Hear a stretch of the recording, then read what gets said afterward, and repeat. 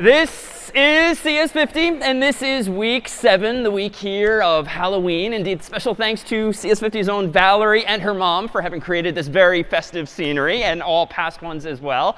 Today, we pick up where we left off last time, which, recall, we introduced Python. And that was our big transition from C, where suddenly things started to look new again, probably, syntactically, but also probably things hopefully started to feel easier. Well, with that said, like problem set 6 certainly added some challenges, and you did some new things. But hopefully you've begun to appreciate that with Python, just a lot more stuff is easier to do. You get more out of the box with the language itself. And that's going to be so useful over the coming weeks as we transition further to introducing something called databases today, web programming next week and the week after, so that by term's end, and perhaps even for your final project, you really are building something from scratch using all of these various tools somehow together. So before we do that, though, today, let's consider what we weren't really able to do last week, which was actually create and store data ourselves. Right? In Python, we've played around with the CSV, comma, separated values library. And you've been able to read in CSVs from disk, so to speak, that is, from files in your programming environment. But we haven't necessarily started saving data, persisting data ourselves. And that's a huge limitation, because pretty much all of the examples we've done thus far, with a couple of exceptions, have involved my providing input at the keyboard or even vocally. But then nothing happens to it. It disappears the moment the program quits, because it was only being stored in memory. But today, we'll start to focus all the more on storing things on disk. That is, storing things in files and folders, so that you can actually write programs that remember what it is the human did last time. And ultimately, you can actually make mobile or web apps that actually begin to grow and grow and grow their data sets, as might happen if you get more and more users, for instance, on a website. To play then with this new capability of being able to write files, let's go ahead and just collect some data. In fact, those of you here in person, if you want to pull up this URL on your phone or laptop, that's going to lead you to a Google form. And that Google form is going to ask you in just a moment for really just your favorite TV show. And it's going to ask you to categorize it according to its genre, like comedy or drama or action or musical or something like that. And this is useful because if you've ever used a Google form before, or Microsoft's equivalent with Office 365, it's a really useful mechanism of just collecting data from users and then ultimately putting it into a spreadsheet form. So this is a screenshot of the form that those of you here in person or tuning in on Zoom are currently filling out. It's asking only 2 questions. What's the title of your favorite TV show? And what are one or more genres into which your TV show falls? And I'll go ahead and pivot now to the view that I'll be able to see as the person who created this form, which is quite simply a Google spreadsheet. Google Forms has this nice feature, if you've ever noticed, that allows you to export your data to a Google spreadsheet. And then from there, we can actually grab the file and download it to my own Mac or your own PC, so that we can actually play around with the data that's come in. So in fact, let me go ahead and slide over to the live Google spreadsheet. And you'll see probably a whole bunch of familiar TV shows here, all coming in. And if we keep scrolling and scrolling and scrolling, only 46, 47, there we go, up to 50 plus already. If you need that URL again here, if you're just tuning in, you can go to this URL here. And in just a moment, we'll have a bunch of data with which we can start to experiment. I'll give you a moment or so there.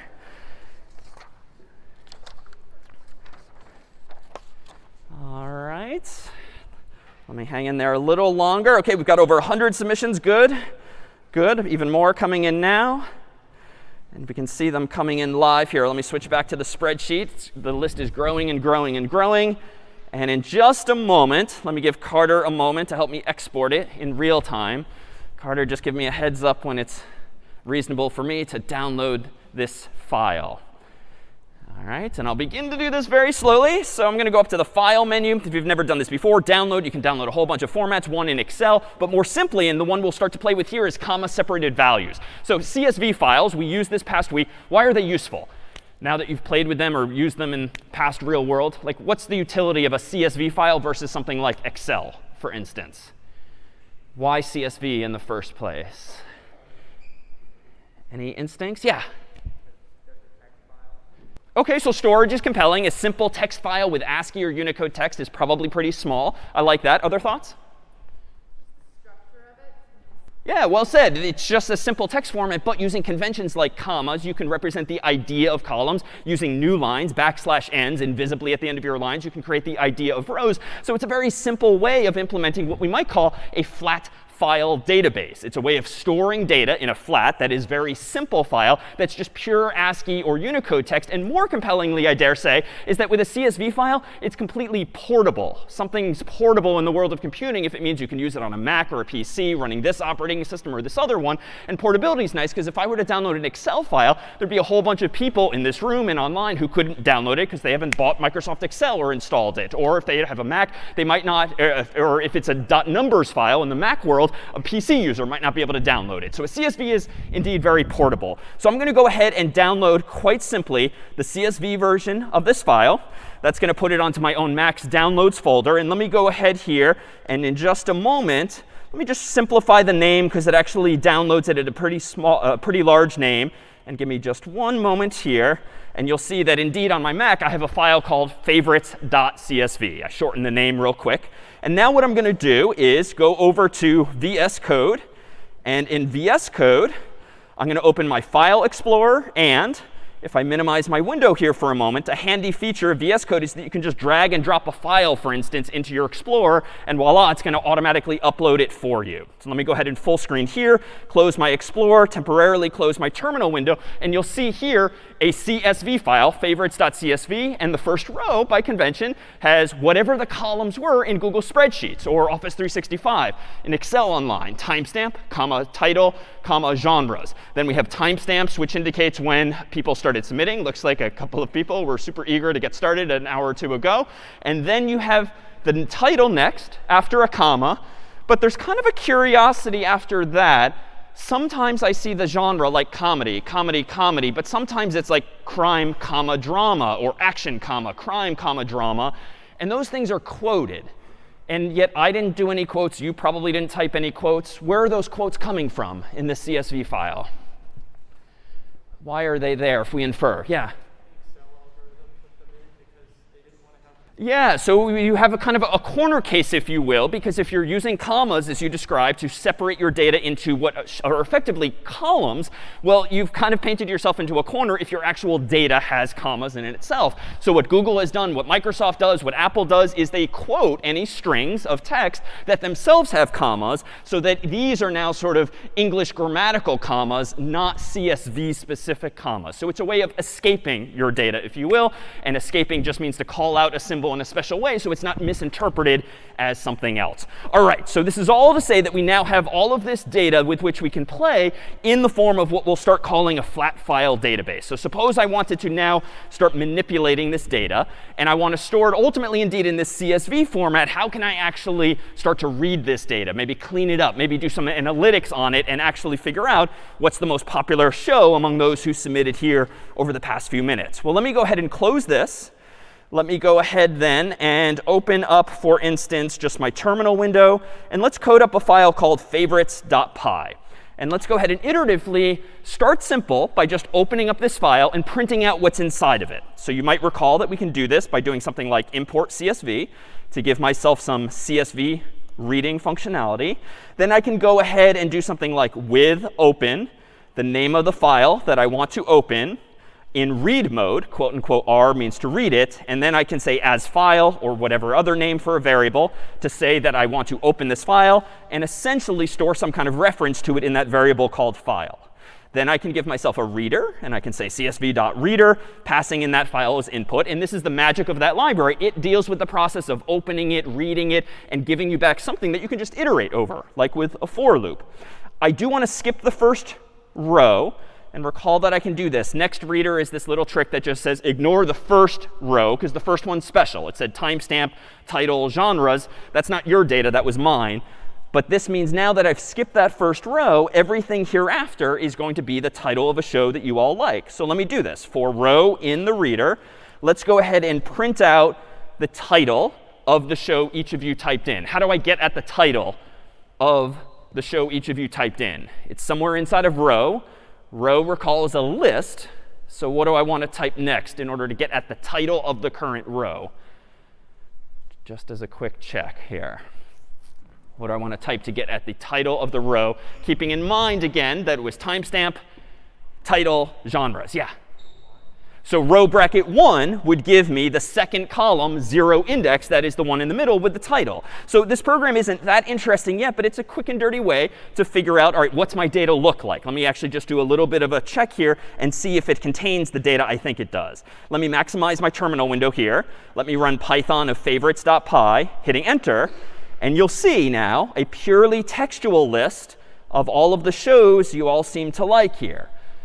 But what's noteworthy about it? Specific shows aside, judgment aside as to people's TV tastes, like what's interesting or noteworthy about the data that might create some problems for us if we start to analyze this data and figure out what's the most popular, how many people like this or that? What do you think? Yeah?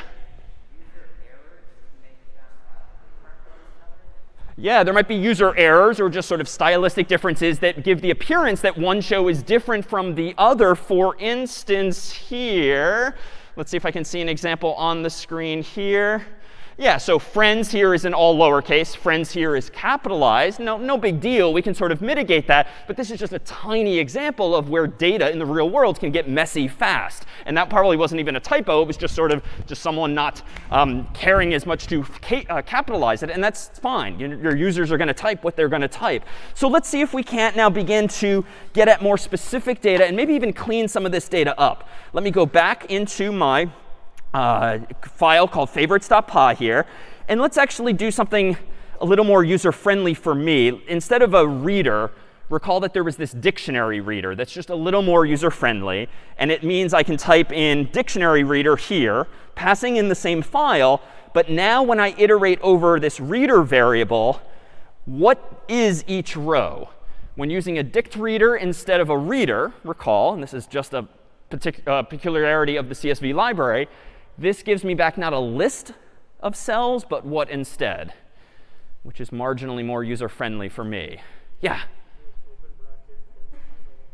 Yeah, I can now use open bracket, quotes, and the title, because what's coming back now is a dict object. That is a dictionary which has keys and values, the keys of which are the column headings, the values of which are the data I actually care about. So this is just marginally better because, one, it's just way more obvious to me, the author of this code, what it is I'm getting at. I mean, I don't remember what column the title was. Was it 0? Was it 1? Was it 2? That's something you're going to forget over time. And God forbid someone changes the data by just dragging and dropping the columns in Excel or Apple Numbers or Google Spreadsheets. That's going to break all of your numeric indices. And so a dictionary reader is arguably just better designed because it's more robust against changes and potential errors like that. Now, the effect of this change isn't going to be really any different. If I run Python of favorites.py, voila, I get all of the same results. But I've now not made any assumptions as to where each of the columns actually is numerically.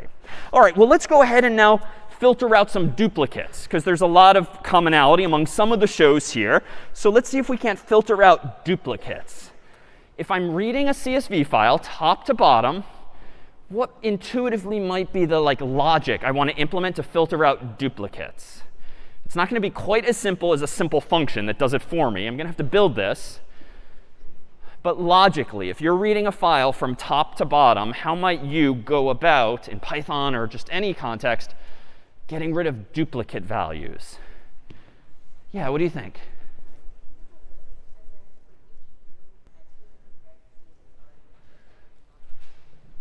Sure, I could use a list, and I could add each title to the list, but first check if I've put this into the list before. So let's try a little something like that. Let me go ahead and create a variable at the top of my program here. I'll call it titles, for instance, initialized to an empty list, open bracket, close bracket.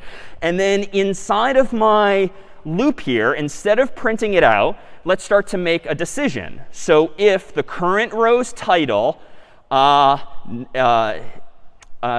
is in the titles array, I don't want to, the titles list, I don't want to put it there. And actually, let me invert the logic so I'm doing something proactively. So if it's not the case that row bracket title is in titles, then go ahead and do something like titles dot append the current row's title.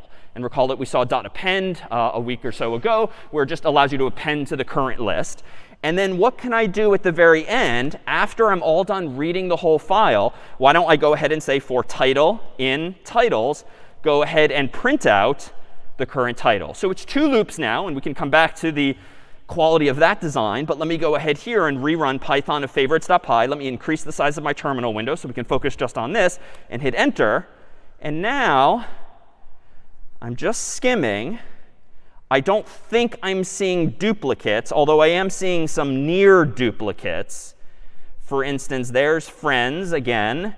And if we keep going and going and going and going, there's friends again. Oh, interesting. So that's curious that I seem to have multiple friends, and I have this one here too. So how might we clean this up further? I like your instincts, and it's a step closer to it. What are we going to have to do to really filter out those near duplicates? Any thoughts?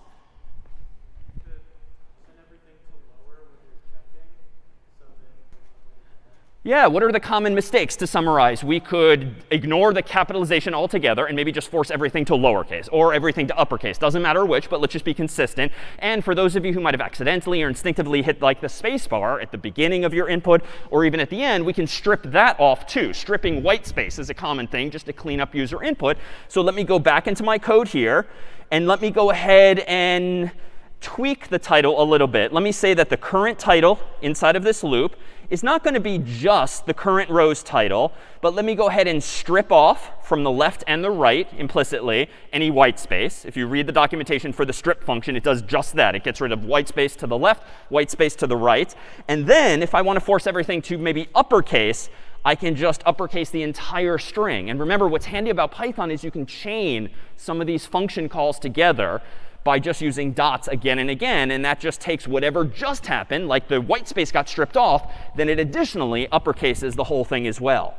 So now I'm going to just check whether this specific title is in titles. And if not, I'm going to go ahead and append that title, massaged into this different format, if you will. So I'm throwing away some information, like I'm sacrificing all of the nuances of your grammar and input to the form itself.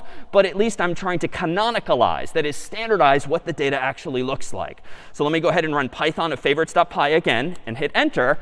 Oh, and this is just user error. Maybe you haven't seen this before. This just looks like a mistake on my part. I meant to say not even uppercase. That's completely wrong. The function is called upper, now that I think of it. All right, let's go and increase the size of the terminal window again, run Python of favorites.py. And now, it's a little more overwhelming to look at because it's not sorted yet and it's all capitalized. But I don't think I'm seeing multiple friends, so to speak. There's one friends up here.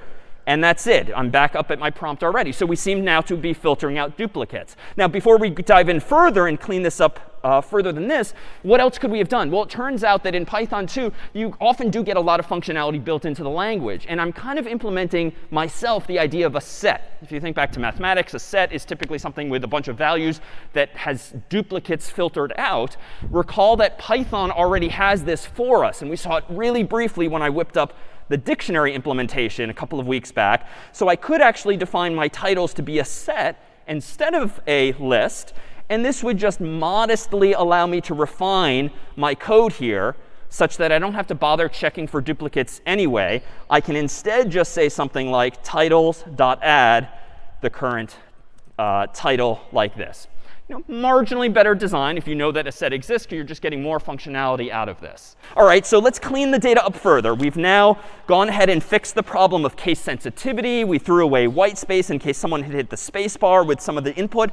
Let's go ahead now and sort these things by the titles themselves. So instead of just printing out the titles in the same order you all inputted them, but in filtering out duplicates as we go, let me go ahead and use another function in Python you might not have seen, which is literally called sorted, and will take care of the process of actually sorting titles for you.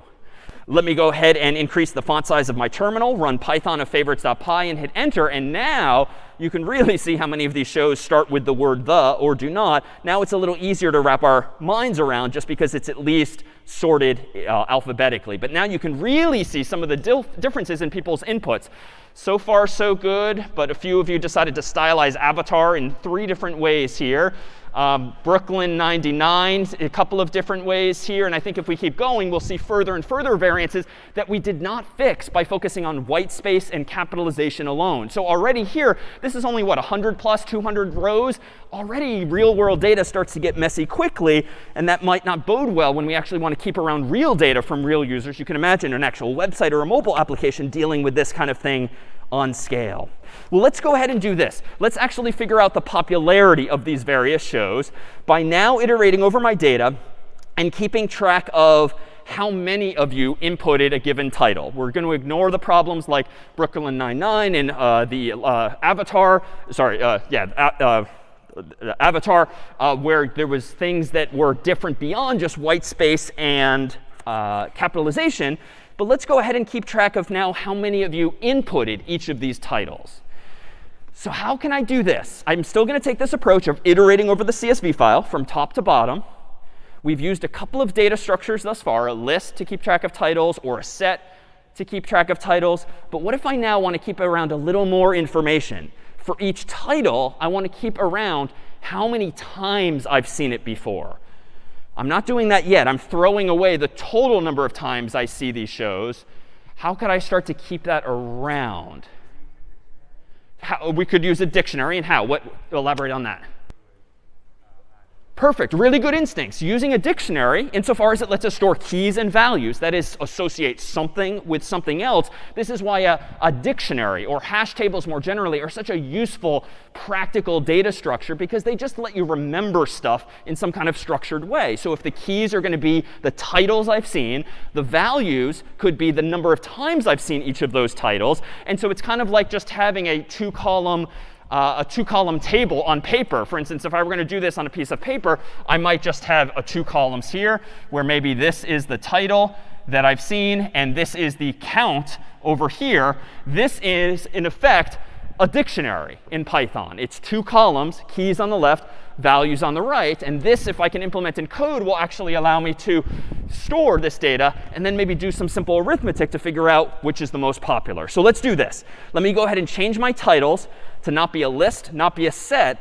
Let's have it be a dictionary instead, either doing this or, more succinctly, two curly braces that are empty gives me an empty dictionary automatically.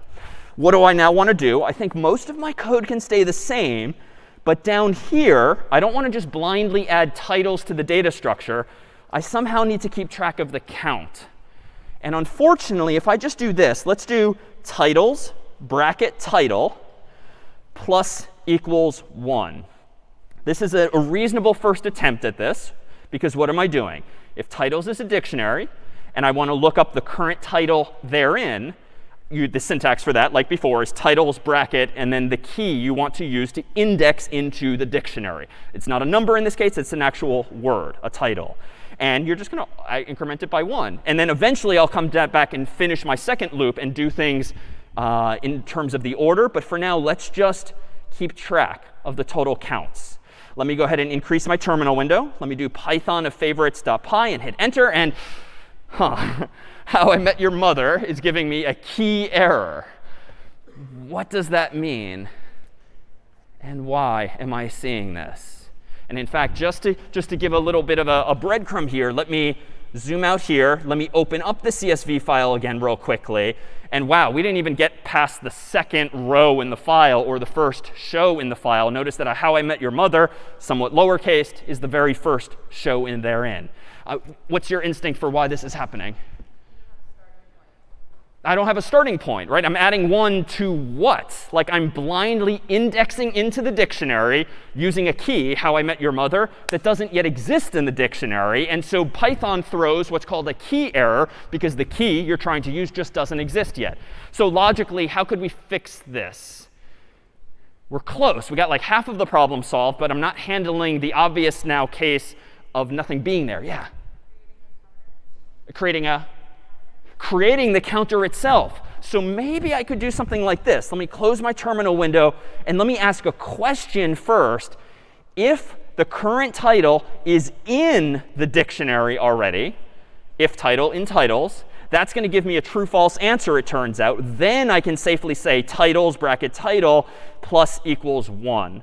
And recall, this is just shorthand notation for the same thing is in C, title plus 1. Whoops, typo, don't do that. That's the same thing as this, but it's a little more succinct just to say plus equals 1. Else, if it's logically not the case that the current title is in the titles dictionary, then I probably want to say titles bracket title equals, feel free to just shout it out, 0. I just have to put some value there so that the key itself is also there. All right, so now that I've got this going on, let me go ahead and undo my sorting temporarily. And now let me go ahead and do this. I can, as a quick check, let me go ahead and just run the code as is, Python of favorites.py. I'm back in business. It's printing correctly, no key errors, but it's not sorted. And I'm not seeing any of the counts. Let me just quickly add the counts. And there's a couple of ways I could do this. I could say print out the title, and then maybe let's do something like, how about just comma, titles, bracket, title. So I'm going to print two things at once, both the current title in the dictionary and whatever its value is by indexing into it. Let me increase my terminal window. Let me run Python of favorites.py, enter. And OK, None of you said a whole lot of TV shows, it seems. What's the logical error here? What did I do wrong if I look back at my code here? Yeah, why so many zeros? Exactly. To summarize, I initialized the count to 0 the first time I saw it, but I should have initialized it at least to 1 because I just saw it, or I should change my code a bit. So for instance, if I go back in here, the simplest fix is probably to initialize to 1, because on this iteration of the loop, obviously I'm seeing this title for the very first time. Or I could change my logic a little bit. I could do something like this instead. If the current title is not in titles, then I could initialize it to 0. And then I could get rid of the else and now blindly index into the titles dictionary, because now on line 11, I can trust that lines 9 and 10 took care of the initialization for me if need be. Which one is better? I don't know. This one's a little nicer maybe because it's one line fewer. But I think both approaches are perfectly reasonable and well designed. But the key thing, no pun intended, is that we have to make sure the key exists before we presume to actually increment. Oh, this is wrong. This is incorrect code. What did I do wrong? OK, yes, there we go. So otherwise, everyone would have liked this show once. And no matter how many people said the same thing, now the code is as it should be. So let me go ahead and open up my terminal window again. Let me run Python of favorites.py. And now we see more reasonable counts. Some of the shows weren't that popular. There's just 1s and maybe 2s. But I bet if we sort these things, we can start to see a little more detail. So how else can we do this? Well, it turns out when dealing with a dictionary like this, let's go ahead and just sort the titles themselves. So let's reintroduce the sorted function as I did before, but no other changes. Let me go ahead now and run Python of favorites.py. Now it's just a little easier to wrap your mind around it because at least it's alphabetical, but it's not sorted by value. It's sorted by key. But sure enough, if we scroll down, there's something down here, for instance, like, let's see, The Office. That's definitely going to be a contender for most popular, 15 responses. But let's see what's actually going to bubble up to the top. Unfortunately, the sorted function only sorts dictionaries by keys by default, not by values. But it turns out in Python, if you read the documentation for the sorted function, you can actually pass in other arguments that tell it how to sort things. For instance, if I want to do things in reverse order, I can add a second parameter to the sorted function called reverse. And it's a named parameter. You literally say reverse equals true so that the position of it in the comma separated list doesn't matter. If I now rerun this after increasing my terminal window, you'll see now that it's in the opposite order. Now adventure and with an E is at the bottom of the output instead of the top. How can I tell it to sort by a different part of by values instead of by key? Well, let's go ahead and do this. Let me go ahead and define a function. I'm just going to call it f to keep things simple. And this f function is going to take a title as input. And given a given title, it's going to return the value of that title. So actually, maybe a better name for this would be getValue.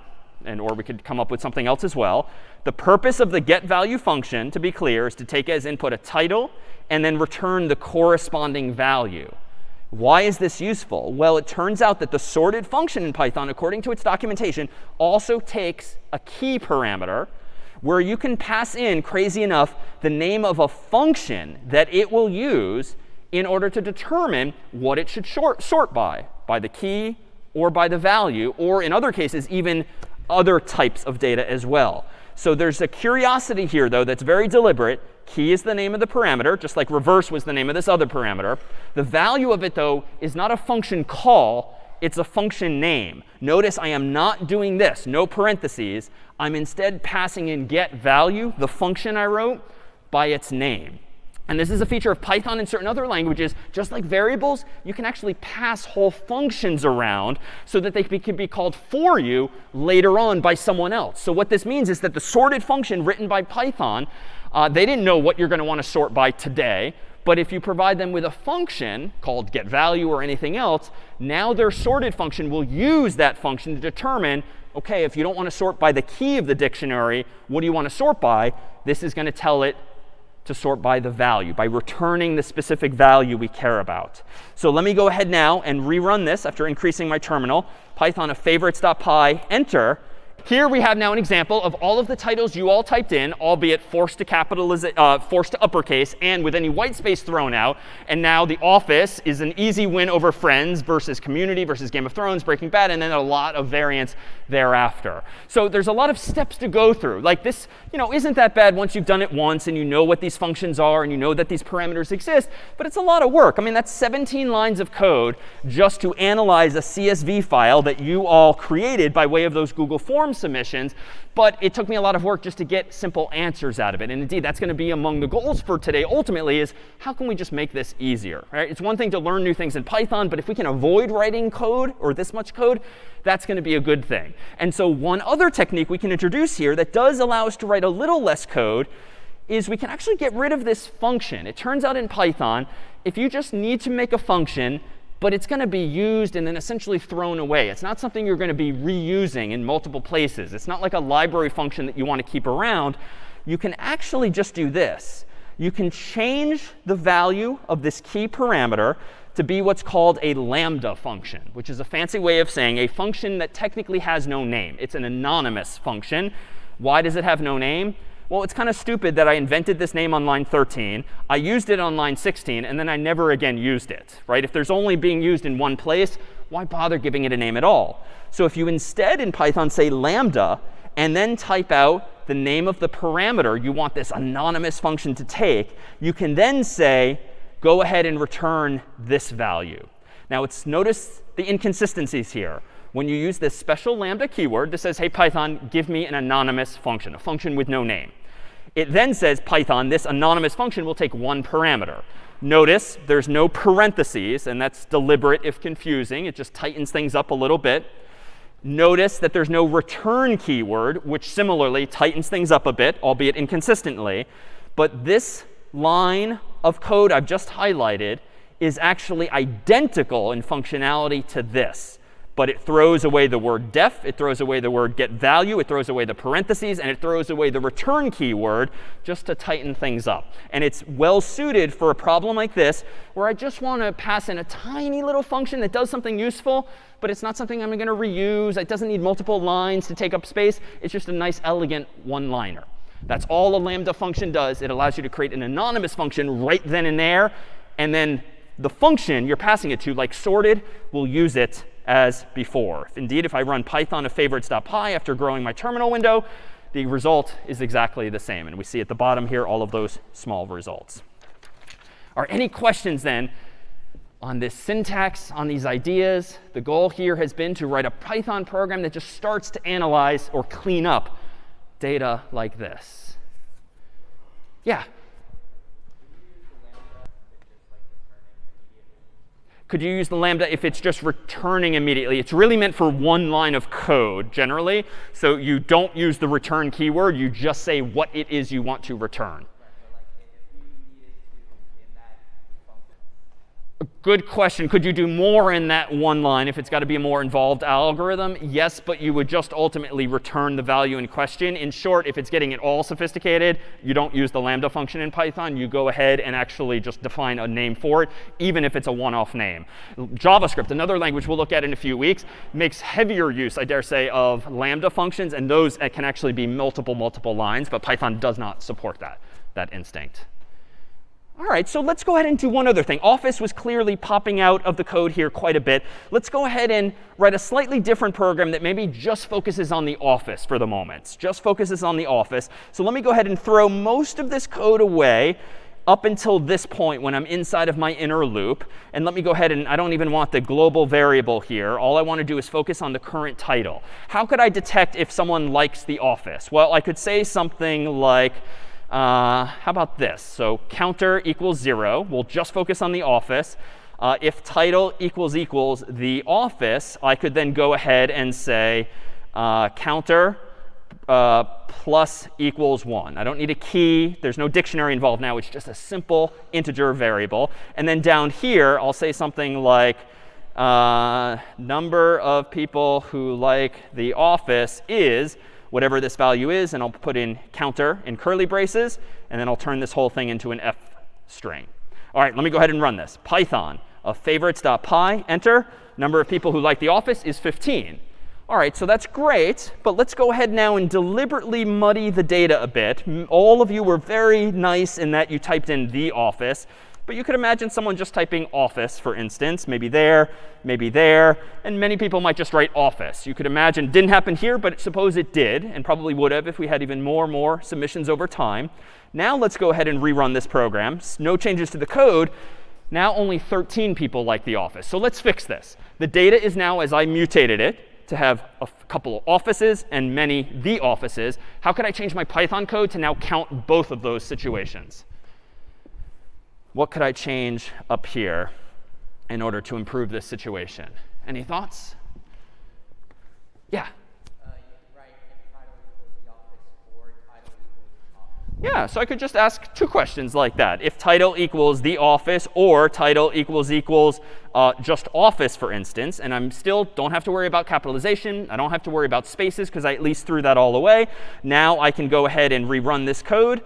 Let me go run it a third time. OK, so we're back up to 15. So I like that. But this you can imagine this not scaling very well, right? Like Avatar had 3 different permutations, and there were some others, if we dug deeper, that there might have been more variants. Could we do something a little more general purpose? Well, we could do something like this. If office in the title, this is kind of a cool thing you can do with Python. It's very English-like. Just ask the question, albeit tersely. This, interesting, just got me into trouble. Now all of a sudden we're up to 16. Does anyone know what the other one is? What office?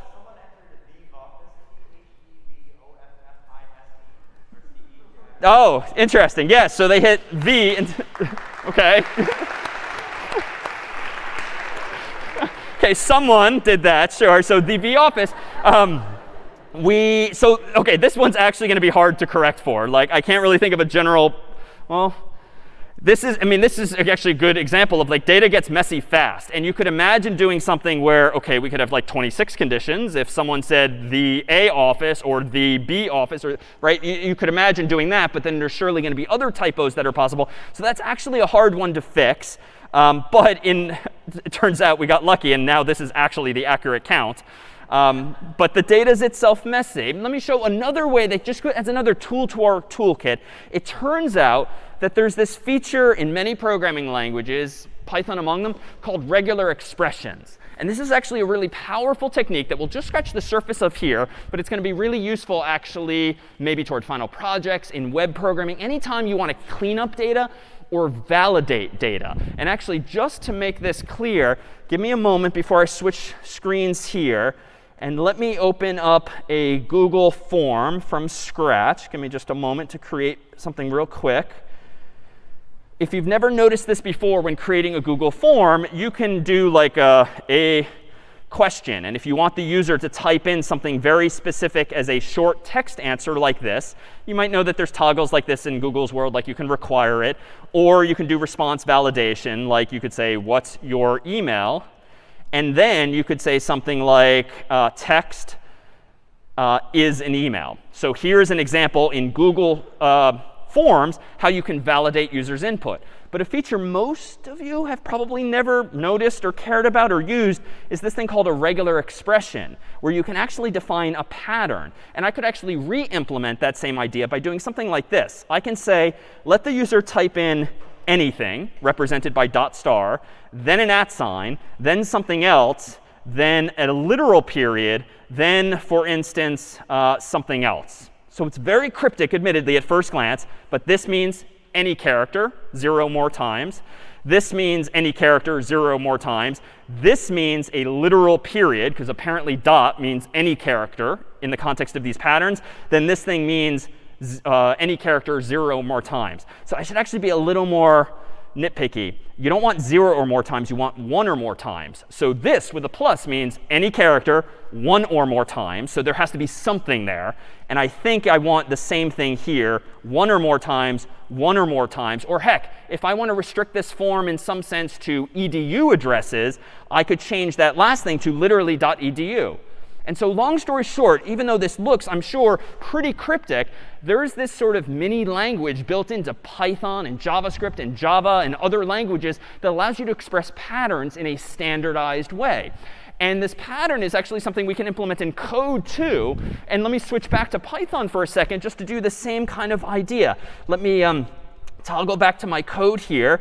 Let me put up, for instance, a summary of what it is you can do. And here's just a quick summary of all of the available, some of the available symbols. A period represents any character. ** or ** means 0 or more characters. So the dot means anything. So it can be A or nothing. It can be B or nothing. It can be AB, ABC. It can be any combination of 0 or more characters. Change that to a plus, and you now express 1 or more characters. Question mark means something is optional. Caret symbol means start matching at the beginning of the user's input. $ means start matching at the end of the user, or stop matching at the end of the user's input. So we won't play with all of these just now, but let me go over here and actually tackle this office problem. Let me go ahead and import a new library called the regular expression library, import RE. And then down here, let me say this. If re.search this pattern, let's just search for office, quote unquote, in the current title. Then we're going to go ahead and increase the counter. So it turns out that the regular expression library has a function called search that takes as its first argument a pattern, and then as its second argument, the string you want to analyze for that pattern. So it's sort of look for a needle in this haystack from left to right. Let me go ahead now and run this version of the program. Enter. And now I screwed up because I forgot my colon, but that's old stuff. Enter. Number of people who like The Office is now 0. So this seems like a big, thank you, big step backwards. What did I do wrong? Yeah. Yeah, so I forced all my input to uppercase, so I probably need to do this. So we'll come back to other approaches there. Let me rerun it now. OK, now we're back up to 16. But I could even, let's say, I could tolerate just The Office. How about this? Or how about something like or The Office? Let me do this instead. And let me use these other special characters. This caret sign means the beginning of the string. This $ weirdly represents the end of the string. I'm adding in some parentheses, just like in math, just to add another symbol here, the or symbol here. And this is saying start matching at the beginning of the user string. Check if the beginning of the string is office or the beginning of the string is the office. And then you better be at the end of the string. So they can't keep typing words before or after that input. Let me go ahead and rerun the program. And now we're down to 15. Which used to be our correct answer, but then we noticed the office. How can we deal with that? It's going to be messier to deal with that. But I could. How about if I tolerate any character represented by dot in between the and office? Now if I rerun it, Now I really have this expressive capability. So this is only to say there are so many ways in languages in general to solve problems, and some of these tools are more sophisticated than others. This is one that you've actually probably glanced at but never used in the context of Google Forms for years if you're in the habit of creating these for student groups or other activities. But it's now something you can start to leverage, and we're just scratching the surface of what's actually possible with this. But let's now do one final example just using some Python code here, and let's actually write a program that's a little more general purpose that allows me to search for any given title and figure out its popularity. So let me go ahead and simplify this. Let's get rid of our regular expressions. Let's go ahead and continue capitalizing the title. And let's go ahead to, at the beginning of this program, and first ask the user for the title they want to search for. So title equals, let's ask the user for input, which is essentially the same thing as our CS50 getString function. Ask them for the title. And then whatever they type in, let's go ahead and strip white space and uppercase the thing again. And now inside of my loop, I could say something like this. If the current row's title, after stripping white space and forcing it to uppercase 2, equals the user's title, then go ahead and maybe increment a counter. So I still need that counter back. So let me go ahead and define this maybe in here. Counter equals 0. And then at the very end of this program, let me go ahead and print out just the popularity of whatever the human typed in.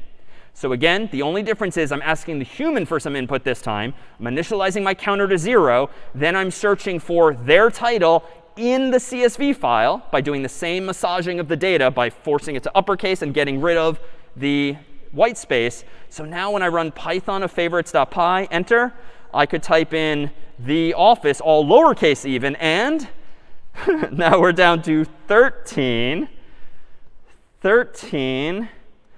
Why? Oh, that's correct, because I'm the one that went in and removed those the keywords a bit ago. If we fix those, we would be back up to 15. If we hadn't support for the office, we would be up to 16 as well. All right, any questions then on these various manipulations? And if you're feeling like, oh my god, this is so much Python code just to do simple things, that's the point. And indeed, even though it's a powerful language and can solve these kinds of problems, we had to write almost 20 lines of code just to ask a single question like this. But any questions on how we did this? Or on any of these building blocks along the way? Anything here? No? All right, that was a lot. Let's take a 5-minute break here. When we come back, we'll do it better. So we are back. And the rest of today is ultimately about how can we store and manipulate and change and retrieve data more efficiently than we might by just writing raw code. This isn't to say that you shouldn't use Python to do the kinds of things that we just did. And in fact, it might be super common if you're getting a lot of messy input from users that you might want to clean it up. And maybe the best way to do that is to write a program so that step by step you can make all of the requisite changes and fixes like we did with the Office, for instance, again and again, and reuse that code, especially if more and more submissions are coming through. But another theme of today ultimately is that sometimes there are different, if not better, tools for the same job. And in fact, now at this point in the term, as we begin to introduce not just Python, but in a moment a language called SQL, and next week a language called JavaScript, and the week after that, synthesizing a whole lot of these languages together, is to just kind of paint a picture of how you might decide what the trade-offs are between using this tool or this other tool, because undoubtedly you can solve problems moving forward in many different ways with many different tools. So let's give you another tool, one with which you can implement a proper relational database. What we just saw in the form of CSV files are what we might call flat file databases again. Just a very simple file, flat in that there's no hierarchy to it. It's just like rows and columns. And that is all ultimately storing ASCII or Unicode text. A relational database, though, is something that's actually closer to a proper spreadsheet program, right? Like a CSV is an individual sheet, if you will, from a spreadsheet when you export it. If you had multiple sheets in a spreadsheet, you would have to export multiple CSVs. And that gets annoying quickly in code if you have to open up this CSV, all of which represent different sheets or tabs in a proper spreadsheet. A relational database is more like a spreadsheet program that you, a programmer now, can interact with. You can write data to it, you can read data from it, and you can have multiple sheets, aka tables, storing all of your data. So whereas Excel and numbers and Google Spreadsheet are meant to be used really by humans with their mouse and their keyboard, clicking and pointing and manipulating things graphically, a relational database using a language called SQL is one in which the programmer has similar capabilities, but doing so in code, specifically using a language called SQL, and at a scale that's much grander than spreadsheets alone. In fact, if you try on your Mac or PC to open a spreadsheet that's got tens of thousands of rows, it'll probably work fine. Hundreds of thousands of rows, millions of rows, no way. Like at some point, your Mac or PC is going to struggle to open particularly large data sets. And that, too, is where proper databases come into play and proper languages for databases come into play when it's all about scale. And indeed, most any mobile app or web app today that you or someone else might write should probably plan on lots of data if it's successful. So we need the right tools for that problem. So fortunately, even though we're about to learn yet another language, it only does 4 things fundamentally, known by this silly acronym, CRUD. SQL, this language for databases, supports the ability to create data, read data, update data, and delete data. Like, that's it. There's a few more keywords that exist in this language called SQL that we'll soon see. But at the end of the day, even if you're starting to feel like this is a lot very quickly, it all boils down to these 4 basic operations. And the 4 commands in SQL, if you will, functions in a sense, that implement those 4 ideas happen to be these. They're almost the same, but with some slight variance. The ability to create or insert data is the C. The ability to select data is the R, or read. Update is the same, delete is the same, but drop is also a keyword as well. So we'll see these and a few other keywords in SQL that at the end of the day just allow you to create, read, and update data using verbs, if you will, like these. So to do that, what's the syntax going to be? Well, we won't get into the weeds too quickly on this, but here's a representative syntax of how you can create, using this language called SQL, in your very own database, a brand new table. Right? This is so easy in Excel and Google Spreadsheets and Apple Numbers. You want a new sheet, you click the plus button, you get a new tab, you give it a name, and boom, you're done. In the world of programming, though, if you want to create the analog of that spreadsheet in the computer's memory, you create something called a table, like a sheet that has a name, and then in parentheses has 1 or more columns. But unlike Google Spreadsheets and Apple Numbers and Excel, you have to decide as the programmer what types of data you're going to be storing in each of these columns. Now, even though Excel and Google Spreadsheets and Numbers does allow you to format or present data in different ways, it's not strongly typed data like it is, for instance, when we were using C. And heck, even in Python, there's underlying data types, even if you don't have to type them explicitly. Databases are going to want to know, are you storing integers? Are you storing real numbers or floats? Are you storing text? Why? Because especially as your data scales, the more hints you give the database about your data, the more performant it can be, the faster it can help you get at and store that data. So types are about to be important again, but there's not going to be that many of them, fortunately. Now, how can I go about converting, for instance, some real data like that from you, my favorites.csv file, into a proper relational database? Well, it turns out that using SQL, I can do this in VS Code on my own Mac or PC or in the cloud here by just importing the CSV into a database. We'll see eventually how to do this manually. For now, I'm going to use more of an automated process. So let me go over to VS Code here. Let me type ls to see where we left off before. I had 2 files, favorites.csv, which I downloaded from Google Spreadsheets. Recall that I made a couple changes. We deleted a couple of thes from the file for the office, but this is the same file as before. And then we have favorites.py, which we'll set aside for now. I'm going to go ahead now and run a command, SQLite 3. So in the world of relational databases, there's many different products out there, many different software that implements the SQL language. Microsoft has their own. There's something called MySQL that's been very popular for years. Facebook, for instance, used it early on. PostgreSQL, Microsoft Access Server, Oracle, and maybe a whole bunch of other product names you might have encountered over time. Which is to say, there's many different types of tools and servers and software in which you can use SQL. We're going to use a very lightweight version of the SQL language today called SQLite. This is the version of SQL that's generally used on iPhones and Android devices these days. days, if you download an app that stores data like your own contacts, typically is stored using SQLite because it's fairly lightweight, but you can still store hundreds, thousands, even tens of thousands of pieces of data, even using this lightweight version thereof. SQLite 3 is like version 3 of this tool.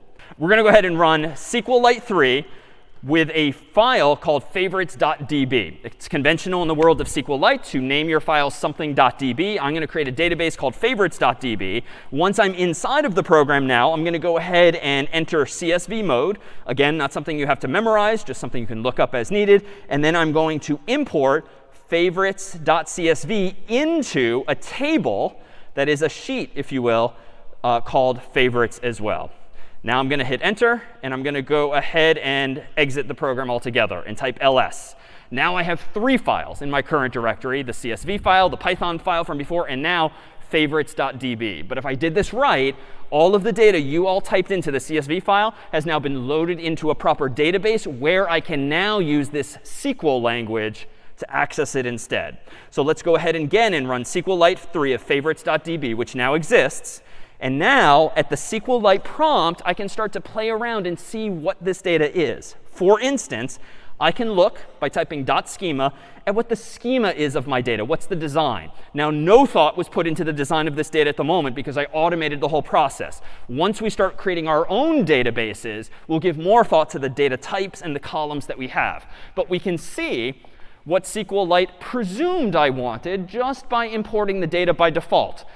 What the import command did for me a moment ago is essentially this syntax. It automated the process of creating a table, if it doesn't exist, called favorites. And then notice in parentheses, it gave me 3 columns: timestamp, title, and genres, which were inferred obviously from the CSV, all 3 of which have been decreed to be text. Again, once we're more comfortable, we'll create our own tables, choose our own types and column names. But for now, I just automated the whole process just to get us started by using this built-in import command as well.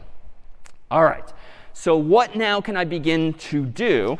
Well, if I wanted to, for instance, start playing around with data therein, I might execute a couple of different commands, one of which, let me find the right one here, one of which would be select. Select being one of our most versatile tools to select data from this database. So if I have these 3 columns here, timestamp, title, and genres, suppose I want to select all of the titles.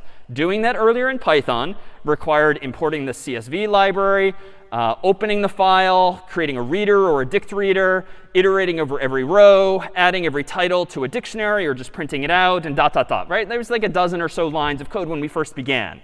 Now, how about this? Select title from favorites, semicolon. Done. So now, with this particular language, the output is very textual, and it's simulating what it looks like if it were more graphical by creating this table, so to speak. Select title from favorites is a distillation in a different language called SQL of all the lines of code I wrote early on when we first started playing with favorites.py. SQL is therefore optimized for reading and creating and updating and ultimately deleting data. So here's perhaps a better tool for the job. Once you have the data, tossing it into a more powerful, versatile format might allow you now to get more work done more quickly without having to reinvent the wheel. Someone else has figured out how to select data like this. What more can I do here? Well, let me go ahead and pull up in a moment just a little bit of a cheat sheet here. Give me 1 second to find this. So suppose I want to now select data a little more powerfully. So here's what I just did in a canonical way. So select typically works like this. You select columns from a specific table, semicolon. Unfortunately, stupid semicolons are back. Select columns from table, then, is the sort of generic form of what I just did more specifically. I selected one column called title from favorites. Favorites is the name of the table. Semicolon ends my thought. Suppose I wanted to get 2 things, like the genres that each of you inputted. I could instead do select title, comma, genres from favorites, and then a semicolon, and enter. It's going to look a little ugly on my screen because some of these titles and some, OK, one of you really went all out with community. You can see that it's just wrapping in an ugly way, but it's just now showing me 2 columns. If we scroll up to the very top again, the leftmost of one, Black Mirror went all out too, thank you. And now OK, we're going to have to clean some of these up. Game of Thrones, good comedy, yes. Keep going, keep going, keep going. So now we've selected 2 of the columns that we care about. There it is. OK, so it's crazy wide because of all of those genres, but it allows me to select exactly the data I want. Let's go back to the titles, though, and perhaps start playing around with some modifiers here. For instance, it turns out, using SQL, there's a lot of functionality built into the language. You've got a lot of functions, similar to Excel or Google Spreadsheets where you can have formulas. SQL provides you with some of the same heuristics that allow you to apply operations like these on entire columns. For instance, you can take averages, count the total, get the distinct values, force things to lowercase, uppercase, min and max, and so forth. So let's try distinct, for instance. Let me go back to my terminal, and let's say select, how about the distinct titles from the favorites table? Enter. I didn't bother selecting the genres because I want it to be a little prettier. And you can see here that we have just the distinct titles, except for issues of formatting, right? So white space is going to be an issue again. Capitalization is going to be a thing again. So there's a trade-off. I mean, one of the things I was doing in Python was forcing everything to uppercase and then getting rid of white space. But we could combine some of these. I could do something like force every title to uppercase, then get the distinct value. And that's actually going to get rid of some of those values as well. And again, I did it all in one simple line. That was fast. So let me pull up at the bottom of the screen again. I selected distinct upper titles from favorites. And that did everything for me at once in just one breath. Suppose I want to get the total number of counts of titles. How about select count of all of those titles from favorites, semicolon, enter. And now you get back sort of a mini table that contains just your answer, 158 in this case. So that's the total number of not distinct, but total titles that we had in the file. And we could continue to manipulate the data further using, again, functions like these here. But there's also additional filtration we can do. We can also qualify our selections by saying where some condition is true. So just as in Scratch, in C, and Python, you have Boolean expressions, you can have the same in SQL as well, where I can filter my data where something is true or false. Like allows me to do approximations. If I want to get something that's like the office, but not necessarily THE space office, I could do pattern matching using like here. Order by, limit, and group by are other commands I can execute too. So let me go back and do a couple of these here. How about, let me just get, I don't know, all of the titles from favorites, but limit it to 10 results. That might be one thing that's helpful to see if you just care about some of the data at the top there instead. How about select all of the titles from favorites where the title itself is like, quote unquote, office. And this will give me only 2 answers. Those are the 2 rows, recall, that I mutated by getting rid of the word the. Notice that like allows me to tolerate uppercase and lowercase, because if I instead just use the equal sign, and in SQL, in single equal sign does, in fact, mean equality. It's not, for comparison's sake, it's not doing assignment. This is not how you assign data in SQL. I got back no answers there. So indeed, the equal sign is giving me literal answers that searches just for what I typed in. How could I get all of these? Well, similar in spirit to regular expressions, but not quite as powerful in SQL. I could do something like this. I can select the title from favorites where the title is like, quote unquote, office, but I can add, a bit weirdly, % signs to the left and the right. So the language SQL supports the same notion of pattern matching, but much more limited out of the box. If we want more powerful regular expressions, we probably do want to use Python instead. But the % sign here means 0 or more characters on the left, 0 or more characters on the right. So this will just grab any title that contains OFFICE in it in that order. And now I get all 16, it would seem, of those results again. How do I know it's 16? Well, I can just get the count of those titles and get back that answer instead as well. So again, take some getting used to the vocabulary and sort of the syntax that you can use. There's these building blocks and others, but SQL is really designed, again, for creating, reading, updating, and deleting data. For instance, I've never really been a fan of friends, for instance. So right now, if I do select, how about title from favorites, where title like, quote unquote, friends with the % signs, we can see that there's a whole bunch of them. That's how many exactly? Let's just do a quick count. So that's 9 of them. Well, delete from favorites. OK, you and me, you delete from favorites where title like friends, enter. Nothing seems to happen, but bye-bye friends. So now we've actually, thank you. So now we've actually changed the data. And this is what's compelling about a database, a proper database. Yes, you could technically write Python code that not only reads the CSV file, but also writes it. Like you can change using quote unquote A for append or quote unquote W for write instead of quote unquote R for read alone. But it's definitely a little more involved to do that in Python. But with SQL, you can update the data in real time. And if I were actually running like a web application here or a database for a mobile app, that change theoretically would be reflected everywhere on your own devices if you're somehow talking to this application. So that's sort of the direction we're headed. This other thing has been bothering me. So select, how about title from favorites, where title equals, what was it? The office, was it? Yeah, it was that one. How about we update favorites by setting title equal to the office, where title equals, quote unquote, the office, semicolon.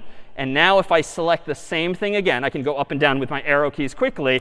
Now there is no the office. We've actually changed that value.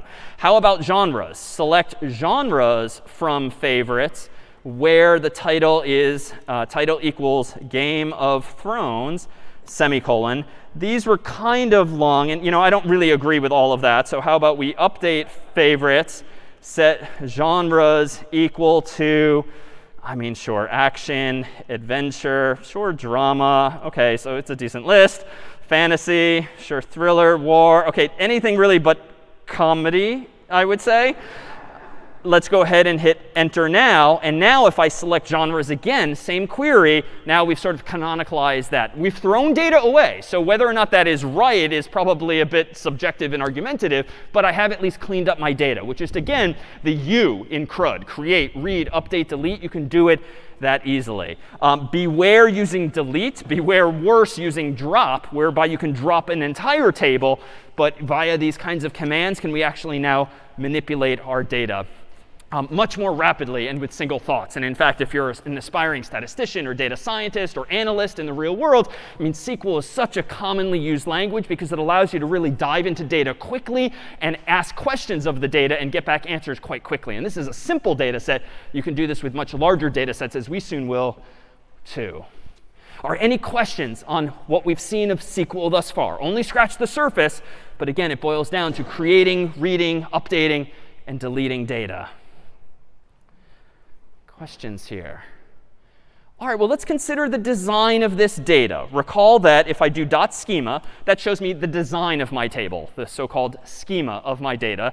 This is OK. It gets the job done. And frankly, everything the user typed in was arguably text, including the timestamp, which is the date and time. So the data set itself is somewhat simple. But if we look at the data set itself, especially genres, let's do this. Select genres from favorites. And let me point out one other thing stylistically, too. I am very deliberately capitalizing all of these special SQL keywords, and I'm lowercasing all of the column names and the table names. This is a convention. And honestly, it just helps you read, I think, the code when you're commingling your names for columns and tables with proper SQL keywords. But I could just as easily do select genres from favorites. But again, the SQL-specific keywords don't quite jump out as much. So stylistically, we would recommend this, selecting genres from favorites, semicolon.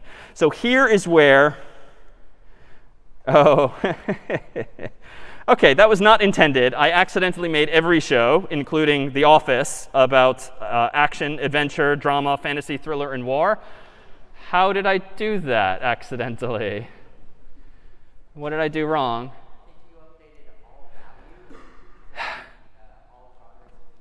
Yeah, so beware. It's funny, I think I did say beware around this time. So the SQL database took me literally. I updated favorites, setting genres equal to that, semicolon, end of thought. I really wanted to say where title equals, quote unquote, Game of Thrones, Unfortunately, there isn't an undo command or time machine with a SQL database. So the best we can do here is let's actually get rid of favorites.db. Let's run SQLite of favorites.db again, which now will be recreated. Let me change myself into CSV mode. Let me import into my favorites table the CSV file. And now friends is back for better or for worse, but so are all of our genres. So if I now do select, if I now reload the file and do select genres from favorites, that was the result I was getting. It's much messier, but that's because some of these are quite long. But now we're back to the original data. Lesson here, be sure to back up your work. All right, so what more can we now do with this data? Well, I don't love the design of the genres table for a couple of reasons. One, I mean, we didn't have any sort of validation, but user input's going to be messy. There's just a lot of redundancy in here, right? Like, let's go ahead and do this.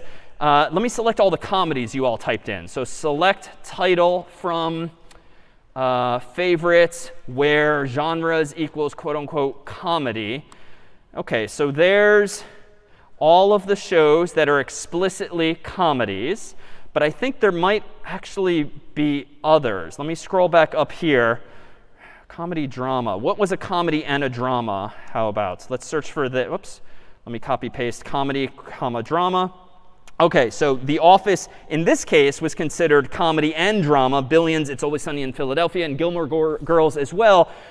But notice that I get many more when I just search for comedy. So the catch here is that because I have all of these genres implemented the way Google did as a comma-separated list, it's actually really hard and messy to get at any show, all of the shows that are somewhere described as comedy, right? Because if I search for quote-unquote comedy, the only answers I'm going to get are this one, whatever that show is, this one, whatever that show is, this one, but I'm not going to get this one. I'm not going to get this one. Why? If I'm searching for where genres equals quote-unquote comedy, why am I missing those other shows? Why am I missing? Yeah. Exactly. It's not just a comedy. It's a comedy and a drama and a comedy or a news show and so forth. So I have to search for these commas. So this gets messy quickly, right? Like, let me copy this so I can do this. Let me search for where genres equals comedy. How about or genres equals comedy drama, or genres equals this whole thing, comedy, news, talk show. I'm going to get more and more results, but that's not going to scale well. What could I do instead of enumerating with ors all of the different permutations of genres, do you think?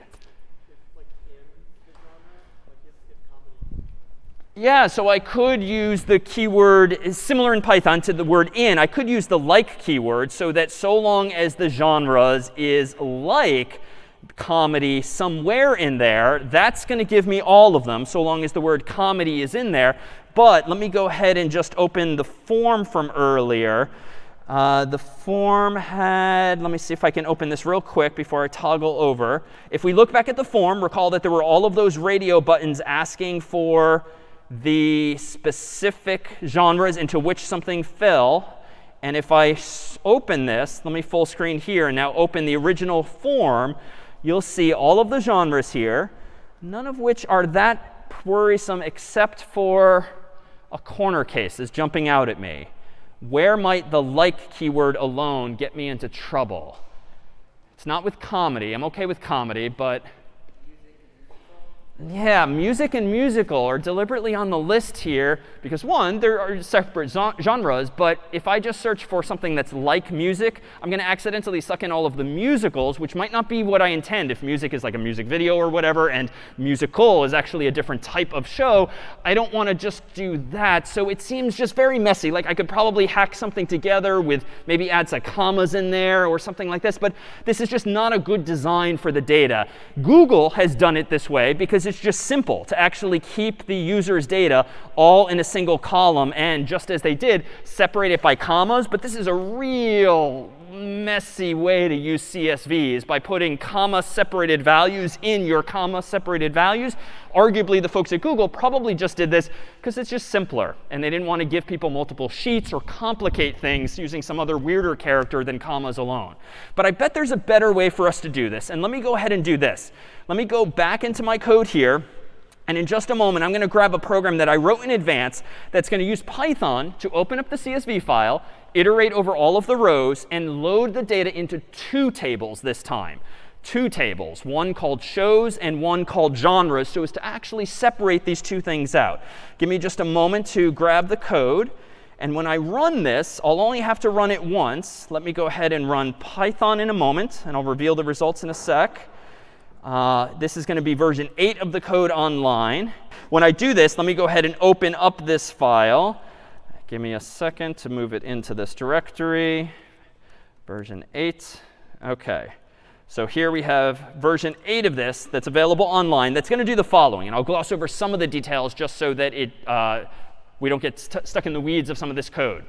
I'm going to be using at the top of this program, as we'll soon see, a CS50 library, not for the sake of getString or getInt or getFloat, but because there's some built-in SQL functionality that we didn't discuss a couple of weeks back with the CS50 library itself. But inside of the CS50 library, we'll see, there is a special function called SQL that gives you the ability, using this weird URL-like looking thing, technically called a URI, that allows me to open a file called favorites.db. And long story short, all of the subsequent code is going to iterate over this favorites.csv file that we downloaded, and it's going to import it into the Sqlite database, but it's going to use 2 tables instead of just 1.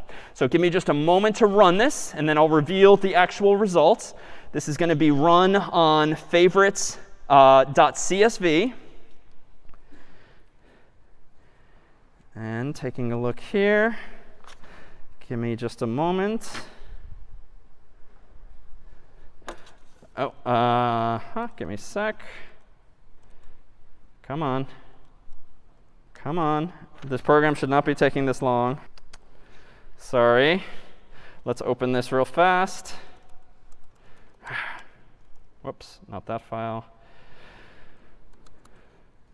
OK, let me just skim this code real quick to see where we've gone wrong with favorites.csv, reader, title, show ID, insert into shows. Row and genre split, db execute. All right, this is me debugging in real time. All those times we encourage you to use print. This is me actually using print. We'll see how quickly I can recover from this. Python of favorites version 8. OK, so here's me debugging in real time.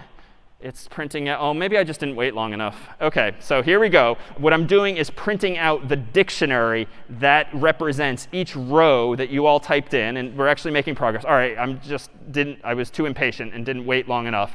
So in a moment, there we go. All right, so all you have to do sometimes is wait. Let me go ahead now and open this file using Sqlite 3. So in Sqlite 3, I now have a different version of favorites.db. I named it number 8 for consistency. Once I've run the program, I can do .schema to look inside of it. And here's what the 2 tables in this database are going to look like. I've created a table called shows, this time to represent all of the TV shows that are favorites, that has 2 columns. One is called ID. One is called title. But now I'm going to start taking out for a spin some of the other features of SQL. And besides there being text, it turns out there's a data type called integer. Besides there being a data type called text, there's also a special key phrase that you can specify that the title can never be null. Think back to our use of null in C. Think back to the keyword none in Python. This is a database constraint that allows you to ensure that none of you can't have a favorite TV show. Like if you submit the form, you have to have typed in a title for it to end up in our database here. And you'll notice one other new feature. It turns out on this table, I'm defining what's called a primary key, specifically to be the ID column. More on that in just a moment.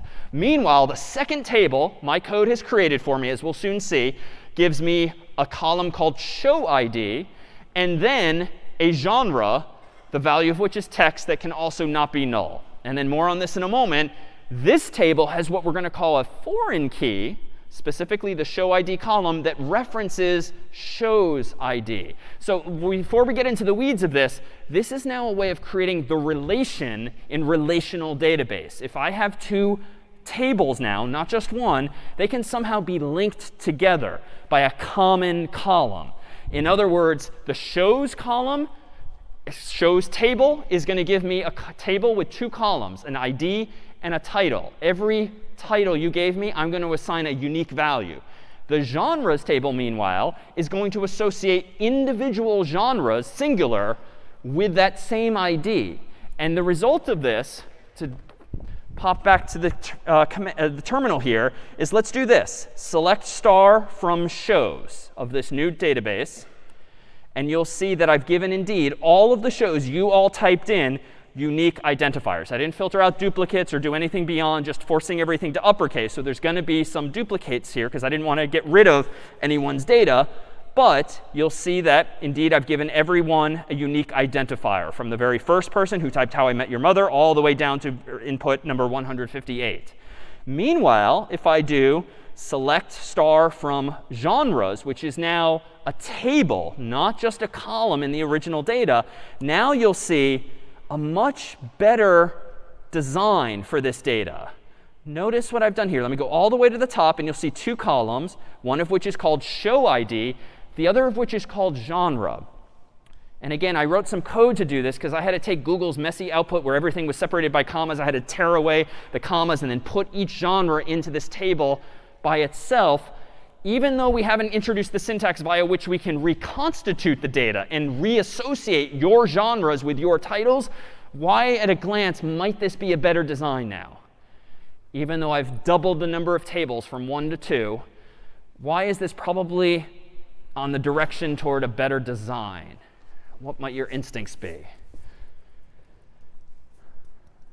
Why is this cleaner? Again, first time with SQL, why is it better, perhaps, that we've done this with our genres table? Can I come to you?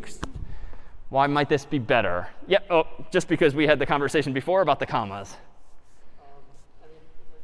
Exactly. It's as simple as that. We've cleaned up the data by giving every genre, every word in the genres column in the original Google spreadsheet its own cell in this table, if you will. And now notice, show ID might appear multiple times. Whoever typed in How I Met Your Mother, they only associated one genre with it. And so we see that show ID 1 is a comedy. But whoever typed in, I forget the name of the second show offhand, but that person, whoever was assigned show ID 2, checked off a whole bunch of the genres boxes. That happened again with show ID 3, 4, persons 5, 6, 7, only checked one box. And so you can see now that we've associated the data with what we might call a one-to-many relationship. A one-to-many relationship, whereby for every one show in the shows table, it can now have many genres associated with it, each of which is represented by a separate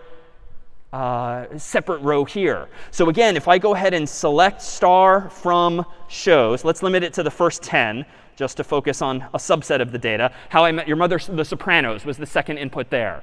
It would seem that now that I've created the data in this way, I could ideally somehow search the data, but a little more correctly. I don't have to worry about the commas. I don't have to worry about the hackish approach of music being a substring of musical. But how can I actually get back at this data? Well, let's go ahead and do this. Suppose I did want to get back maybe all of the comedies. All of the comedies, no matter whether the person checked just the comedy box or multiple boxes instead. How now, given that I have two tables, could I go about selecting only the titles of comedies? Like, I've actually made the problem a little harder, but again, SQL is going to give me a solution for this. The problem is that if I want to search for comedies, I have to check the genres table first, and then what's that going to give me? Like, if I search the genres table for comedies, what's that going to give me back? Potentially, yeah. Maybe show ID. So let me try that. Let me do select show ID from genres, where the genre in a given row equals quote unquote comedy. No commas, no like, no percent signs, because literally that column now is singular words like comedy or drama or the like. Let me go ahead and hit enter here.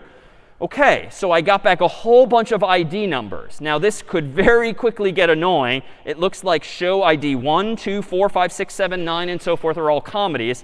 So I could do something really crazy like select title from shows where ID equals 1 or ID equals 2 or ID I mean, this is not going to scale very well. But this is why SQL is especially powerful. You can actually compose one SQL question from multiple ones. So let's do this. Why don't I select the title where the ID of the show is in the following list of IDs. Select show ID from genres where the specific genre is quote unquote comedy. So I've got two SQL queries. One is deliberately nested inside of parentheses. That's going to give me back that whole list of show IDs.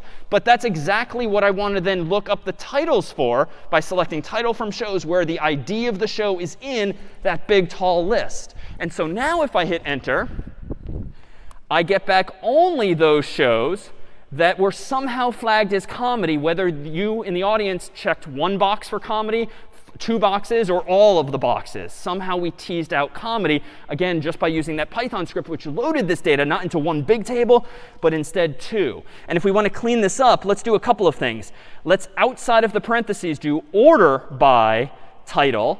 This is a way of sorting the data in SQL very easily. Now we have a whole list of the same titles that are now sorted. And what was the keyword with which I could filter out duplicates? Yeah, distinct. So let's try this. Same query, but let's select only the distinct titles from that whole query. And notice, I've very deliberately done it this way. And to this day, anytime I'm using SQL, I don't just start at the beginning and type out my whole thought and just get it right on the first try. I very commonly start with the subquery, if you will, the thing in parentheses, just to get myself one step toward what I care about. Then I add to it, then I add to it, then I add to it, just like we've encouraged in Python and C, taking baby steps in order to get to the answer you actually care about, like this one now. And other than this mistake, which we didn't fix because I re-imported the data after accidentally changing everyone's genre, we now have an alphabetized list of all of the same data. But now it's better designed because we have it split across these two tables. Oh, thank you. OK, just thanks. What questions do we have, if any, here? Questions on this approach? Yeah.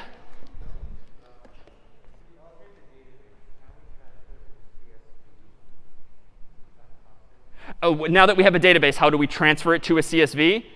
There are ways to do that. And in fact, there's a command within SQLite that allows you to export your data back to a CSV file. If you want to email it to someone and you want them to be able to open it in Excel or Google Spreadsheets or Apple Numbers or the like, you can go in the other direction. Generally, though, once you're in the world of SQL, you're probably storing your data there long term. And you're probably updating it, maybe deleting it, adding to it, and so forth. For instance, the one command I did not show earlier is suppose someone forgot a show. Let's see. Did I see this in the output? All right, so curb your enthusiasm. Saw that last night. It was just, yeah. Did anyone see it last night? No. All right, well, just the one person that checked that box, so you and me. What's another show that didn't make the list? How about Seinfeld is now on Netflix, apparently. So insert into shows. What do we want to insert? Well, we want to insert maybe an ID and a title. But, you know, I don't actually care what the ID is. So I'm just going to insert a title. And the value I'm going to give to that title is going to be, quote unquote, Seinfeld. And then let me go ahead and hit semicolon. Nothing seems to happen, but let me rerun the big query from before looking for comedies. And unfortunately, Seinfeld has not yet been flagged as a comedy. So let's get this right, too. What intuitively I'm going to have to do to associate now Seinfeld with my comedies? I just inserted into the shows table. What more needs to happen before we can flag Seinfeld as a comedy? Say again? Yeah, so I need to insert into the genres table two things now. A show ID, like this, and then the name of the genre, which presumably is comedy. What values do I want to insert? Well, the show ID, I better grab that. Oh, I don't even know what it is. I'm going to have to figure out what that is. So I could do this in a couple of ways. Let me do a one-time thing. Select star from shows where title equals, quote unquote, Seinfeld, semicolon, 159. So now I could do insert into genres a show ID and a genre name, the values 159 and quote unquote comedy, semicolon, enter. And now if I scroll back in my history and execute that really big query again, looking for all distinct comedies, now Seinfeld has made the list. But I did this manually, so I didn't actually capitalize it. Let's clean that up. Let's do update. Let's do update my shows, set title equals to Seinfeld, semicolon? No? OK, thank you. Where title equals, quote unquote, Seinfeld. Let's not make that mistake again. Enter. And now if I execute that really big query, now Seinfeld is indeed considered a comedy. So where are we going with this? Well, thus far, we've been doing all of this pretty manually. And this is absolutely what an analyst, a data scientist type person might do if just manipulating a pretty large data set just to get at interesting answers that might be across 1, 2, or even many more tables. Eventually, in a few weeks, we're going to start to automate all of this by writing code in Python that generates SQL to do this, right? If you go to most any website on the internet today and you, for instance, log in, odds are you're typing a username and password, clicking submit. What's then happening? Well, the website might not be implemented in Python, but it's probably implemented in some language, Python, JavaScript, Java, Ruby, something else.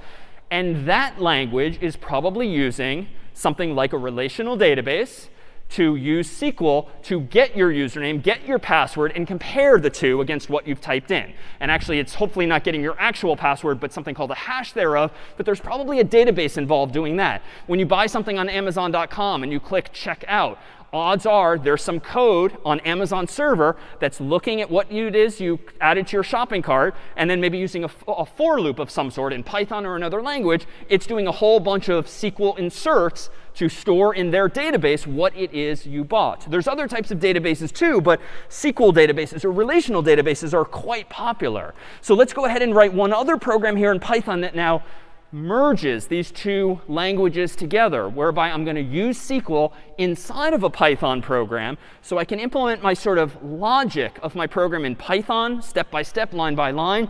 But when I want to get at some data, I can actually talk to a SQL database. So let me go ahead and open favorites.python here, .py. And let me go ahead and throw away some of what we did earlier and really just now add a SQL to the mix. From the CS50 library, let's import the SQL function. This will be useful to use because most third-party libraries that deal with SQL and Python are more complicated than they need to be. So I think you'll find this library easier to use. Let's then do the following. Create a variable called DB for database. I could call it anything I want. Let's use that URI, which is a fancy way of saying something that looks like a URL, but that actually opens up a database on disk, that is, in the current folder. Let's now ask the user for a title by prompting them for a quote unquote title like this. And let's strip off any white space just so that the data is not messy. And then let's go ahead and do this. And this is the new logic. I'm going to go ahead now and write a line of code that uses Python to talk to the original favorites.db. So again, I'm not using the two-table database, which is in favorites8.db. I'm using the original that we imported from your own data. And I'm going to do the following. I'm going to use db.execute to execute a SQL command inside of Python. I'm going to select the count of shows from the favorites table where the title you typed in, where the title the user typed in is like this question mark. And why I'm doing that is as follows. Just like in C, when we had %s, in SQL for now, the analog is going to be a question mark. So same idea, different syntax. Instead of %s, it's just a question mark. And using a comma outside of this first string, using CS50's execute function, I can pass in a SQL string, a command, then any arguments I want to plug into the question marks therein. So the goal at hand is to actually write a program that's going to search favorites.csv, aka favorites.db, for the total number of people that liked a particular show. So this is going to select the count of people from the favorites table where the title they typed in is like whatever the user has just now typed in. This dbExecute function returns a list. It returns a list of rows. And you would only know that by my telling you or reading the documentation. And therefore, if I want to get back the total count, I'm going to go ahead and grab the first row from those rows, because it's only going to give me back the count. And then I'm going to go ahead and print out that row's first value. But it's going to be a little weird. Technically, the column is going to be called count star quote unquote, which is a little weird. Let me add one more feature to the mix. You can actually give nicknames to columns that are coming back, especially if they are the result of functions like this. I can just call that column counter in all lowercase. That means I can now say get back the counter key inside of this dictionary. So just to recap, what have we done? We've imported the CS50 library SQL function. We've, with this line of code, opened the favorites.db file that you and I created earlier by importing your CSV into SQLite. I'm now just asking the user for a title they want to search for. I'm now executing this SQL query on that database, plugging in whatever the human typed in as their title in order to get back a total count. And I'm giving the count a nickname, an alias of counter, just so it's more self-explanatory. This function dbExecute, no matter what, always returns a list of rows, even if there's only one row inside of it. So this line of code just gives me the first and only row. And then this goes inside of that row, which it turns out is a dictionary, and gives me the key counter and the value it corresponds to. So what, to be clear, is this doing? Let's go ahead and run this manually in my terminal window first. Let me run Sqlite 3 on favorites.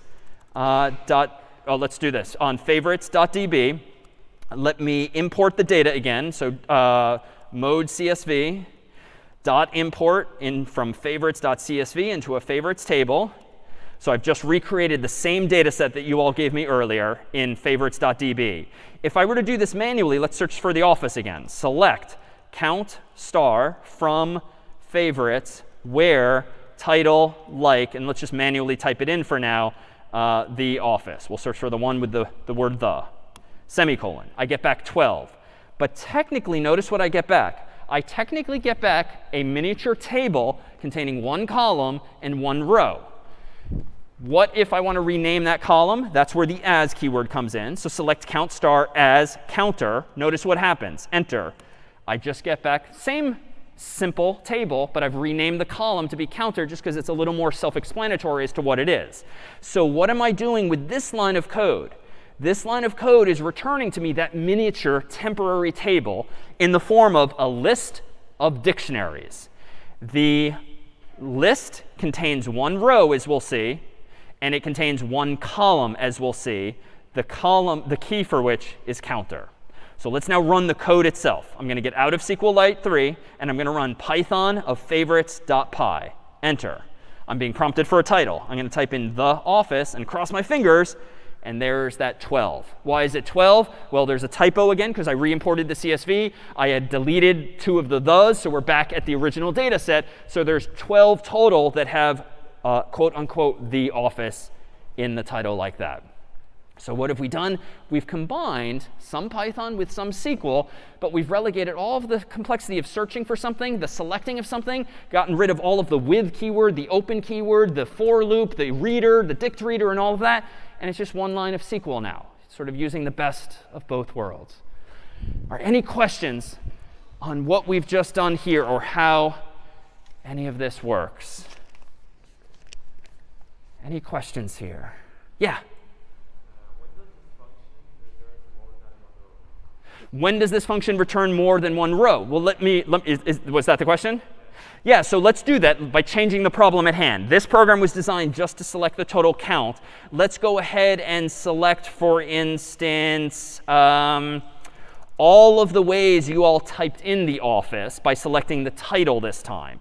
If I do this in Sqlite 3, if I do this in Sqlite 3, let me go ahead and do this again after increasing my terminal window. Let's do it manually. Select title from favorites where the title is like, quote unquote, the office, semicolon. I get back all of these different rows, and we didn't even notice this one. There's actually another little typo in there with some capitalization of the E and the C and the E.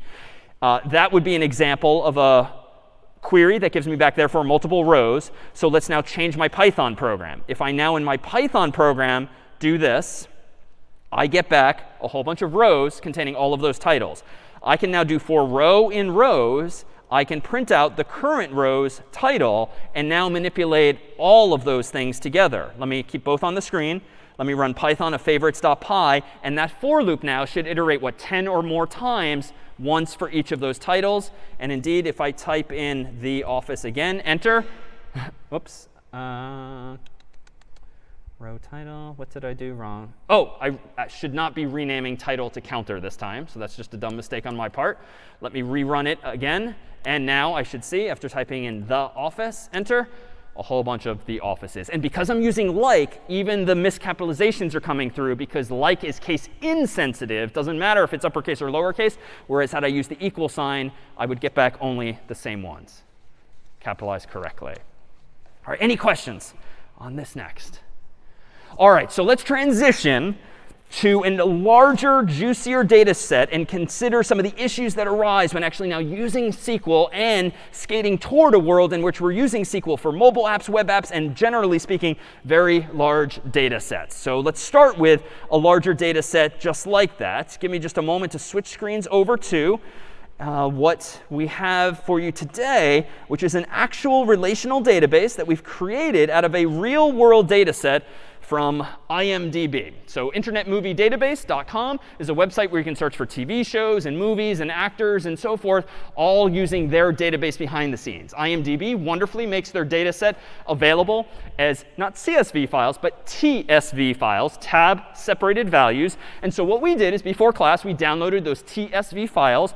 We wrote a Python program similar to my favorites 8.py file earlier that read in all of those TSV files, created some SQL tables in an IMDb database for you in Sqlite that has multiple tables and multiple columns. So let's go and wrap our minds around what's actually in this data set. Let me go back to VS Code here, and in just a moment, I'm going to go ahead and copy the file, which we've named shows.db. And I'm going to go ahead and increase my terminal and do SQLite 3 of shows.db. Whenever playing around with a SQLite database for the first time, typing .schema is perhaps a good place to start to give you a sense of what's in there. And things just escalated quickly. Like there's a lot in this data set because indeed there's going to be hundreds of thousands of rows in this data set and also problem set 7 where we'll look at the movie side of things and not just the TV shows. So what is the schema that we have created for you from IMDb's actual real world data? One, there's a table called shows. And notice we've just added white space by hitting enter a bunch of times to make it a little more stylistically readable. The shows table has an ID column, a title column, a year, and the total number of episodes for a given show. And the types of those columns are integer, text, numeric, and integer. So it turns out there's actually a few different data types that are worth being aware of when it comes to creating tables themselves. In fact, in SQLite, there's 5 data types. And only 5, fortunately, one of which is indeed integer, negative or positive, numeric, which is kind of a catch-all for dates and times, things that are kind of numeric but are not just integers and not just real numbers, for instance. Real number is what we've generally thought of as float up until now. Text, of course, is just text, but notice that you don't have to worry about how big it is. Like in Python, it will size to fit. And then there's blob, which is binary large object, which is for just like raw zeros and ones, like for files or things like that. But we'll generally use the other 4 of these. And so indeed, when we imported this data for you, we decided that every show would be given an ID, which is just an integer. Every show has, of course, a title, which should not be null. Otherwise, why is it in the database? Every show has a year, which is numeric, according to that definition a moment ago. And the total number of episodes for a show is going to be an integer. What now is with these primary keys that we mentioned earlier, too? A primary key is the column that uniquely identifies all of the data. In our case, with the favorites, I automatically gave each of your submissions a unique ID so that even if 2 or more of you typed in the office, your submission still had a unique identifier, a number, that allowed me to then correlate it with your genres, just as we saw a moment ago. In this version of IMDb's, there's also genres, but they don't come from us. They come from imdb.com. And so a genre has a show ID and a genre, just like our database, but these are real-world genres with a bit more filtration. Notice, though, just like my version, there's a foreign key. A foreign key is the appearance of another table's primary key in its own table.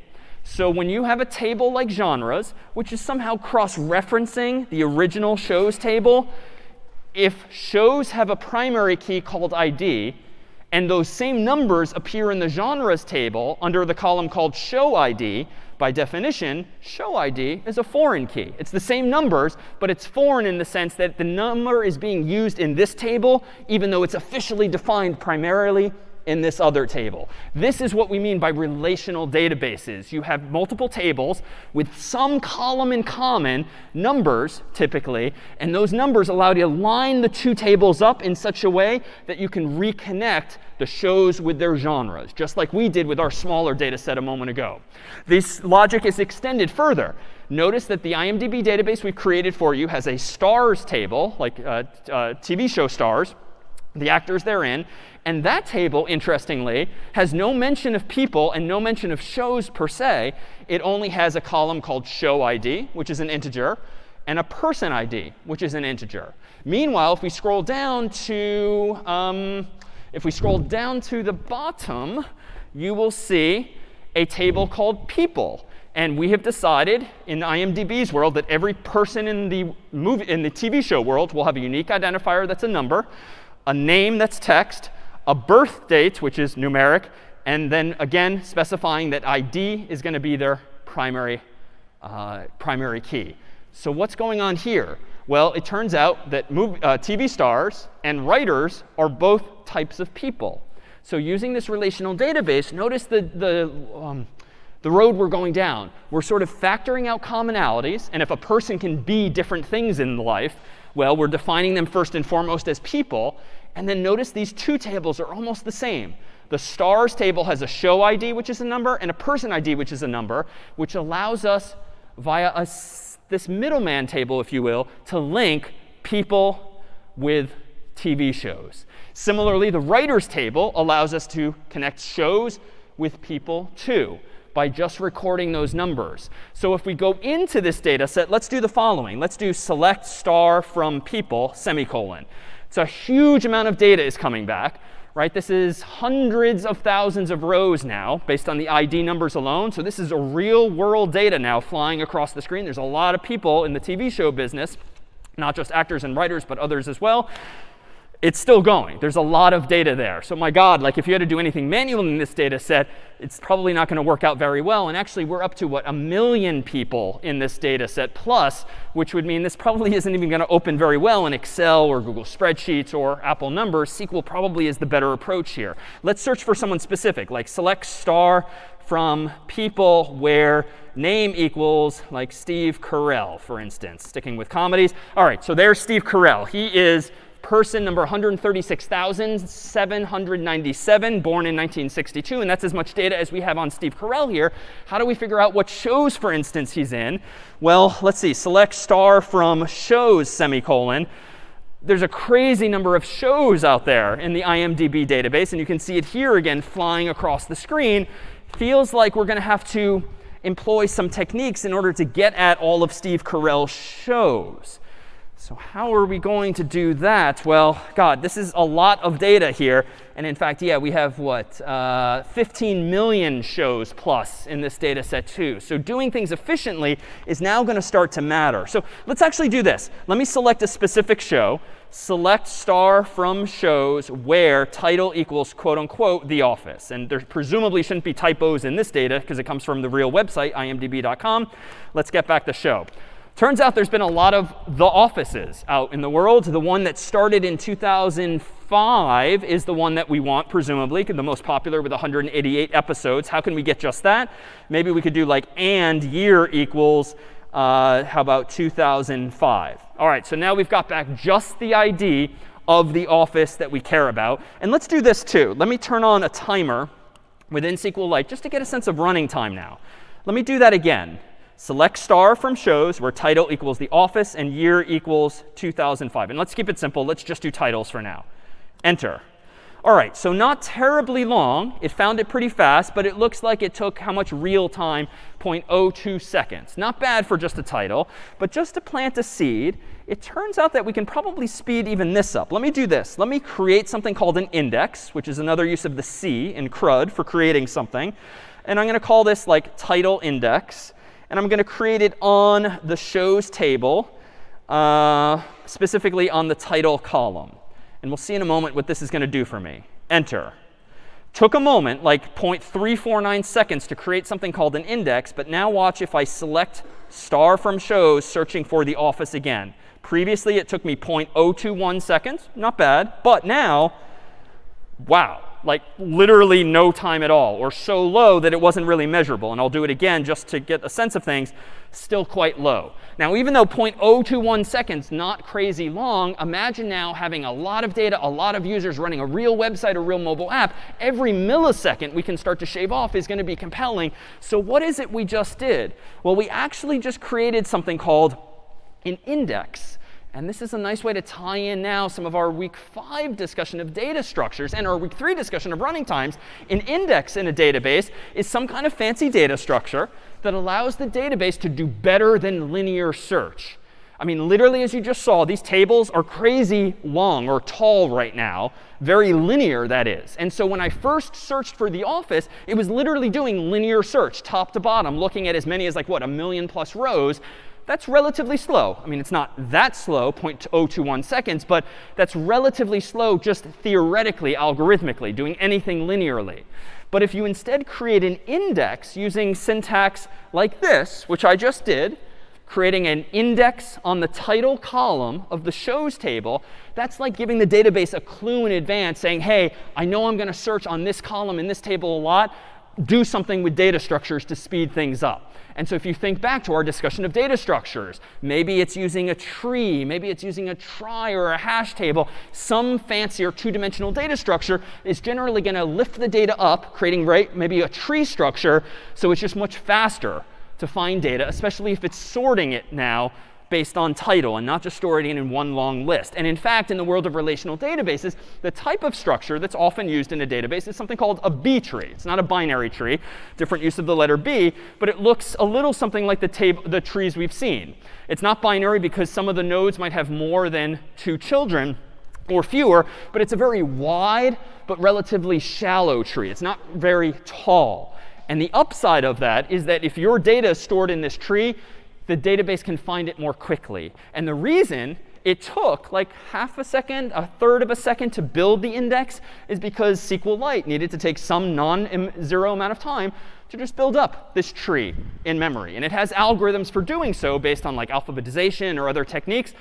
But you spend a bit of time up front, a third of a second, and then thereafter, wow, like every subsequent query, if I keep doing it again and again, is going to be crazy low, 0.000, maybe 0.001, but an order of magnitude, a factor of 10 or 100 faster than it previously was earlier. So we have these indexes, which allow us to get at data faster. But what if we want to actually get data that's now across these multiple tables? How can we do that? And how might these indices or indexes help further?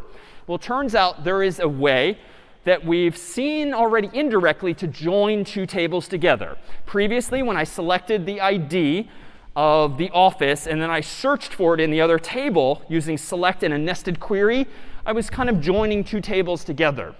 And it turns out there's a couple of ways to do this. Let's go ahead now and, for instance, find all of like Steve Carell's TV shows, not just The Office, but all of them too. Unfortunately, if we look at our schema, shows up here have no mention of shows over here has no mention of the TV stars in them. And people have no mention of shows. We somehow need to use this table here to connect the 2. And this is called a join table in the sense that using 2 integer columns, it kind of joins the 2 tables together logically. And so if you're kind of savvy enough with SQL, you can kind of do what I did with my hands earlier and like recombine tables by using these common IDs, these integers together. So let me do this. Let me go ahead and figure out step by step Steve Carell shows. So how am I going to do this? Well, if I select star from people where name equals Steve Carell, fortunately there's only one of them. So this gives me back his name. His ID, and his birth year. But it's really only his ID that I care about. Why? Because in order to get back his shows, I need to link person ID with show ID, right? So I need to know his ID number. So what could I do with this? Well, remember the schema and the stars table. I've just gotten from the people table Steve Carell's ID. I bet by transitivity, I could now use his person ID, his ID, to get back all of his show IDs. And then once I've got all of his show IDs, I can take it one step further and get back all of his show's titles. So the answer is actually English words and not just random, seemingly integers. So let me go ahead and do this. Let me again get Steve Carell's ID number, but not star. Star represents everything. It's a wildcard character in SQL. Let me just select the ID of Steve Carell. And that gives me back 136,797. And it's only giving me back one value. The thing called ID is just the column heading up above. Now, suppose I want to select all of the show IDs that Steve Carell is affiliated with. Let me select show ID from stars, where the person ID in stars happens to equal Steve Carell's ID. So again, I'm sort of building up my answer in reverse and taking these baby steps. On the right, in parentheses, I'm getting Steve Carell's ID. On the left, I am now selecting all of the show IDs that have some connection with that person ID in the stars table. This answer, too, is not going to be that illuminating. It's just a whole bunch of integers that have no meaning to me, the human. But let's take this one step further. And even though my code is getting long, I could but hit enter and kind of format it nicely, especially if I were doing this in a code file. But I'm just doing it interactively for now.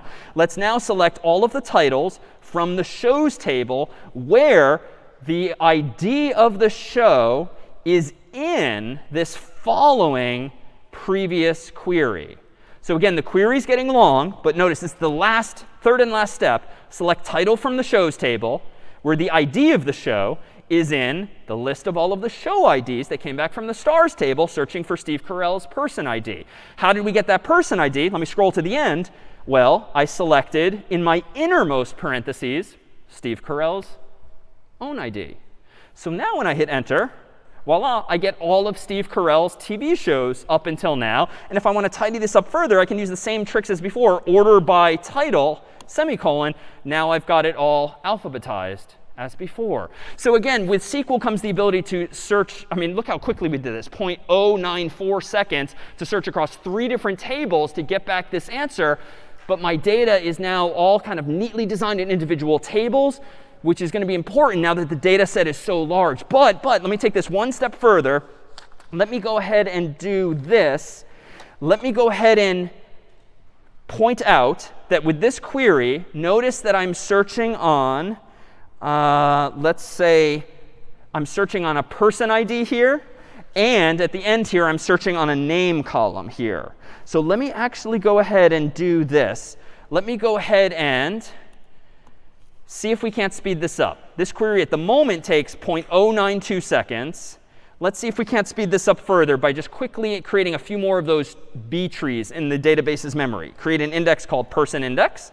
And I'm going to do this on the stars table. On the person ID column. Enter. It's taking a moment. That's almost a full second because that's a big table. Let's create another index called show index on the stars table. Why? Because I want to search by the show ID also. That was part of my big query.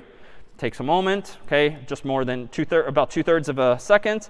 Now let's create one last one, another index called name index, but I could call these things anything I want, on the people table. Why? Because I'm also searching on the name column. So in short, I'm creating indexes on each of the columns that are somehow involved in my search query, going from one table to the other.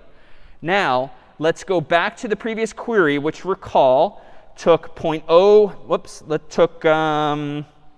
I think I erased it, 0.091. All right, well, it was roughly this order of magnitude. We're not seeing the data now.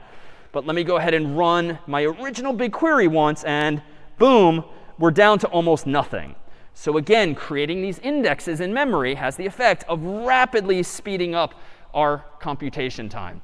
Now, if you've ever used, for instance, the My.Harvard course shopping tool here on campus, or Yale's analog, you might wonder, like, why is the thing so slow? This could be one of the reasons why large data sets with thousands of rows, thousands of courses tend to be slow if, and I'm only conjecturing, if the database isn't properly indexed. If you're building your own web application and you're finding that users are waiting and waiting and things are spinning and spinning, what might be among the problems? Well, could absolutely just be bad algorithms and bad code that you wrote. Or it might be that you haven't thought about, well, what columns should be optimized for searches and filtration like I've done here in order to speed up subsequent queries. Again, from the outside in, we can only conjecture.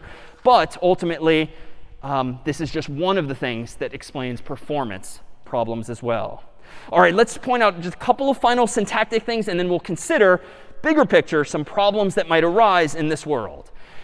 If these nested queries start to get a little much, there are other ways, just so you've seen it, that you can execute similar logic in SQL. For instance, if I know in advance that I want to connect Steve Carell to his show IDs and to their titles, we can do something more like this.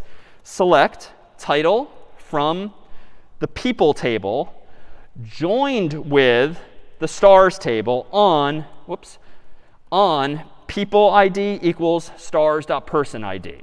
So what am I doing? New syntax. And again, this is not something you'll have to memorize or ingrain right away. But just so you've seen other approaches, select title from people join stars. This is an explicit way to say, take the people table in one hand, the stars table in the other hand, and somehow join them, as I keep doing with my fingertips here. How to join them?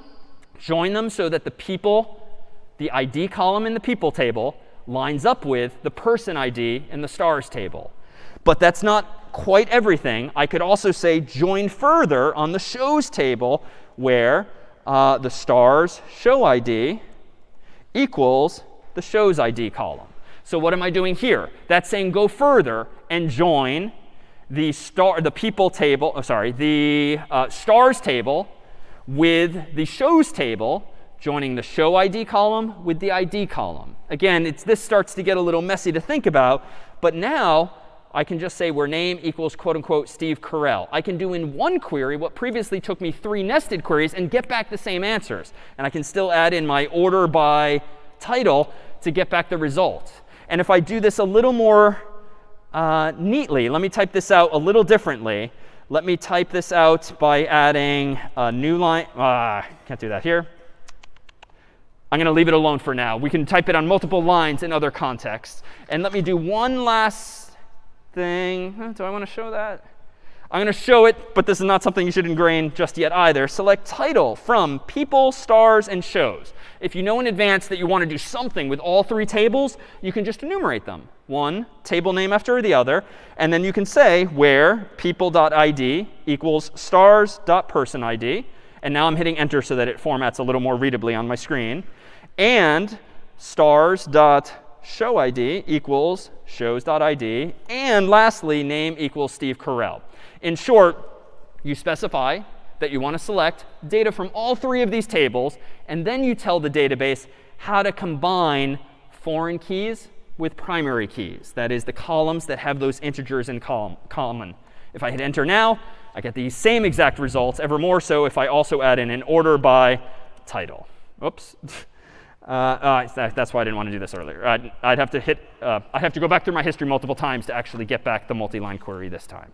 All right, that was a lot all at once. But this is only to say that even as we sort of make the design of the data more sophisticated and we put some of it over here, some of it over here, some of it over here so as to avoid duplication of data, weird hacks like putting commas in the data, we can still get back all of the answers that we might want across these several tables. And using indexes, we can significantly speed up these processes so as to handle 10 times as many, 100 times as many users on the same actual database. There is going to be a downside.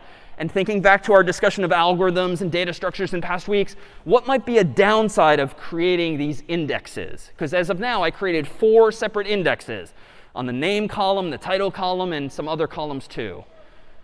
Like, why wouldn't I just go ahead and index everything if it's clearly speeding things up? Memory. So space. Anytime you're starting to benefit time-wise in computer science, odds are you're sacrificing space or vice versa. And probably indexing absolutely everything is a little dumb because you're going to waste way more space than you might actually need.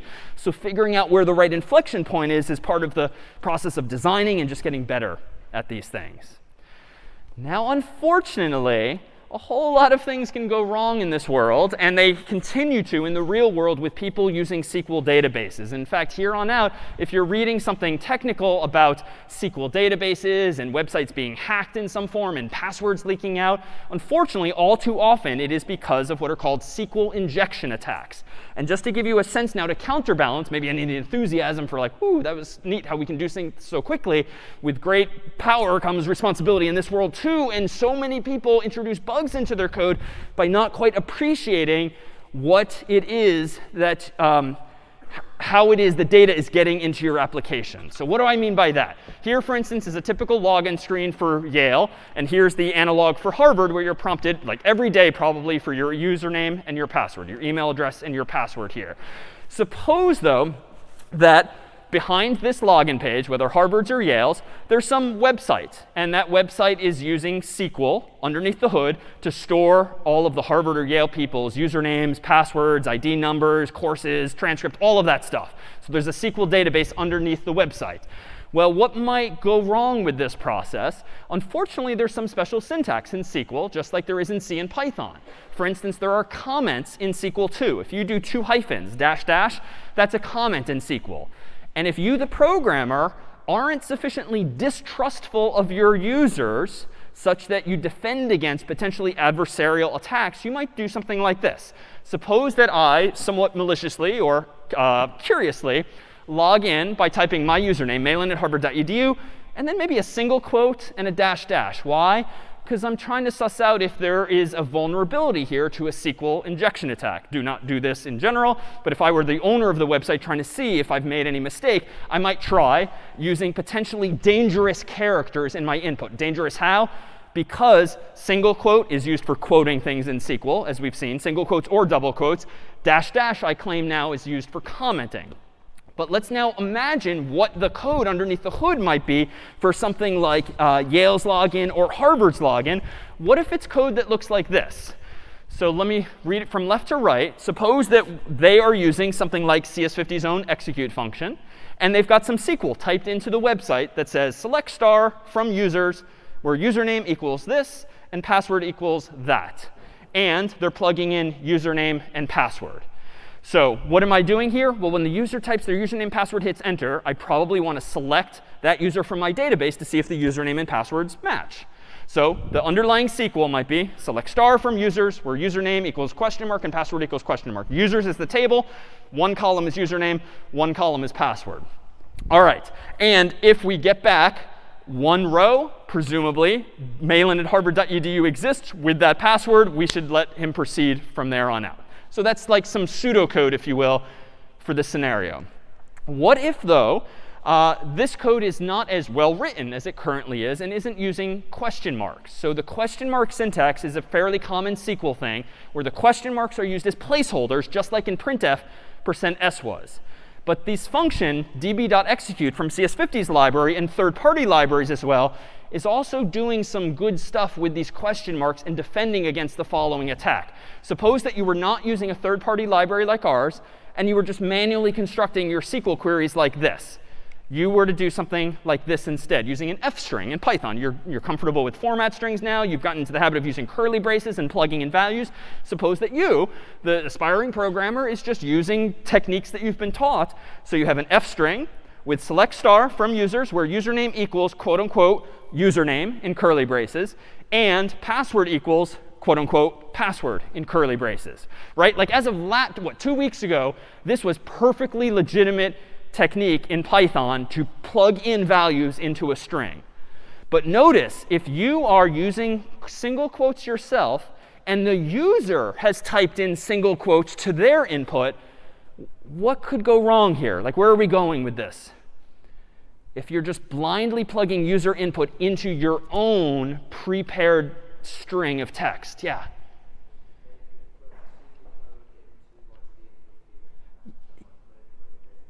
Yeah, worst case, they could insert what is actually SQL code into your database as follows. Generally speaking, if you're using special syntax like single quotes to surround the user's input, you'd better hope that they don't have an apostrophe in their name. Or you better hope that they don't type a single quote as well. Because what if their single quote finishes your single quote instead, and then the rest of this is somehow ignored? Well, let's consider how this might happen. Let me go ahead and here. This got a little blurry here. But let me plug in here. Wow, that looks awful. Let me fix the red. Just change this to white so it's more readable. What happens if the user does this instead? They type in, like I did into the screenshot, malan@harvard.edu, single quote, dash, dash. What has just happened logically, even though we've only just begun with SQL today? Well, select star from users where username equals malan@harvard.edu, end quote. What's bad about the rest of this? Dash dash I claim means a comment, which means my color coding is going to be a little blurry again. But everything after the dash dash is just ignored. The logic then of this SQL query then is to just say select malan@harvard.edu from the database, not even checking the password anymore. Therefore, you will get back at least one row. So length of rows will equal 1. And so presumably the rest of the pseudocode logs the user in, gives them access to my .harvard account or whatever it is, and they've pretended to be me. Simply by using a single quote and a dash dash in the username field. Again, please don't go start doing this later today on Harvard, Yale, or other websites. But it could be as simple as that. Why? Because the programmer practiced what they were taught, which was just to use curly braces to plug in f-strings values. But if you don't understand how the user's input is going to be used, and if you don't distrust your users fundamentally, for every good person out there, there's going to be, unfortunately, some adversary who just wants to try to find fault in your code or hack into your data set. This is what's known as a SQL injection attack, because the user can type something that happens to be or look like SQL and trick your database into doing something it didn't intend to, like, for instance, logging the user in. Worst case, they could even do something else. Maybe the user types a semicolon, then the word drop, or the word update. You could imagine doing semicolon, update table grades, where name equals Malan and set the grade equal to A instead of B, or something like that. The ability to inject SQL into the database means you can do anything you want with the data set, either constructively or, worse, destructively. All right, and now, just a quick little cartoon that should now make sense.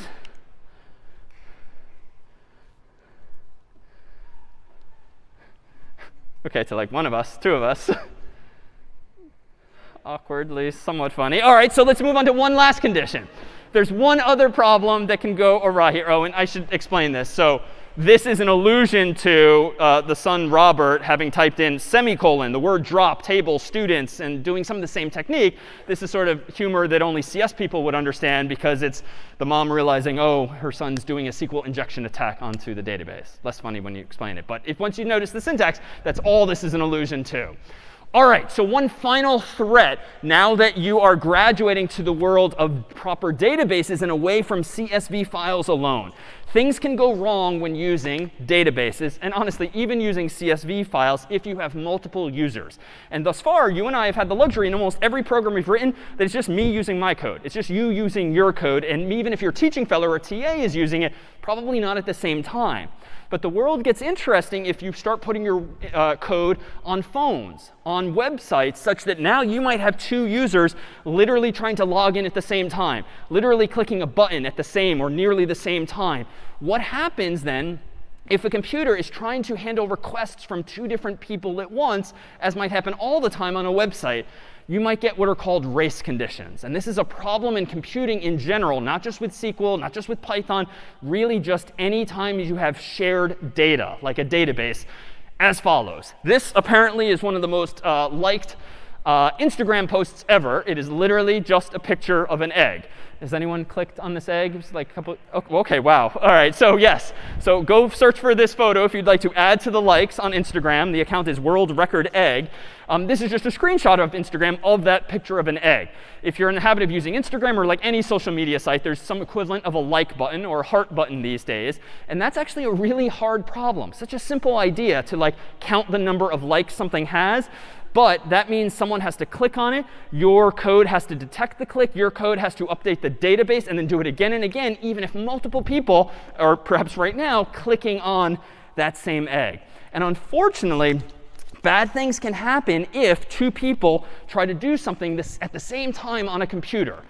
How might this happen? So here's some more code, sort of half pseudocode, half Python code here as follows. Suppose that what happens when you, literally right now maybe, click on the like button on the Instagram post, suppose that code like the following is executed on Facebook servers. db.execute of select likes from posts where ID equals question mark. All right, so what am I assuming here? I'm assuming that that photograph has a unique ID. It's like some big integer, whatever it was randomly assigned. I'm assuming that when you click on the heart, the unique ID is somehow sent to Instagram server so that their code can call it ID. And I'm assuming that Instagram's using a SQL database and selecting from a posts table the current number of likes of that egg for that given ID number. Why? Because I need to know how many likes it already has if I want to add one to it and then update the database, right? I need to select the data, then I need to update the data here.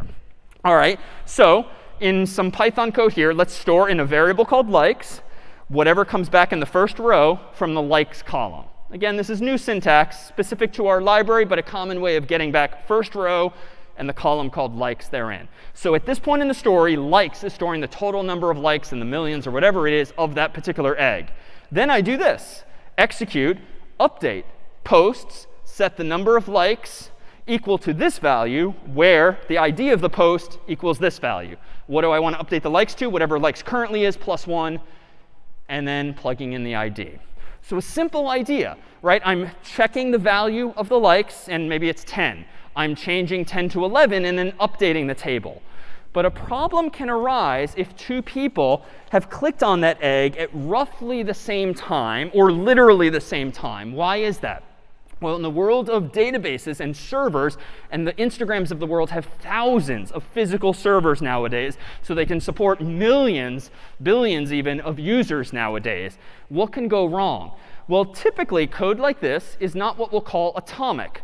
To be atomic means that it all executes together or not at all. Rather, code typically is executed, as you might imagine, line by line. And if your code is running on a server that multiple people have access to, which is absolutely the case for an app like Instagram, if you and I click on the heart at roughly the same time, for efficiency, the computer, the server owned by Instagram, might execute this line of code for me, then it might execute this line of code for you, then this line of code for me, then this line of code for you, then this line of code for me, then this line of code for you. That is to say, our queries kind of might get intermingled chronologically, because it'd be a little obnoxious if when you're using Instagram, I'm blocked out while you're interacting with the site. It'd be a lot nicer for efficiency and fairness if somehow they do a little bit of work for me, a little bit of work for you, and back and forth equitably on the server. So that's what typically happens by default. These lines of code get executed independently, and they can happen in alternating order with other users. You can get them sort of combined like this. Same order top to bottom, but other things might happen in between. So suppose that the number of likes at the very beginning was like 10, and suppose that Carter and I both click on that egg at roughly the same time. And suppose this line of code gets executed for me, and that gives me a value in likes ultimately of 10. Suppose then that the computer takes a break from dealing with my request, does the same code for Carter, and gets back what value for the current number of likes? Also 10 for Carter, because mine has not been recorded yet. At this point in the story, somewhere in the computer's memory, there's a likes variable for me, storing 10. There's a likes variable storing 10 for Carter. Then this line of code executes for me. It updates the database to be likes plus 1, which stores 11 in the database. Then Carter's code is executed, updating the same row in the database to 11, unfortunately, because his value of likes happened to be the same value of mine.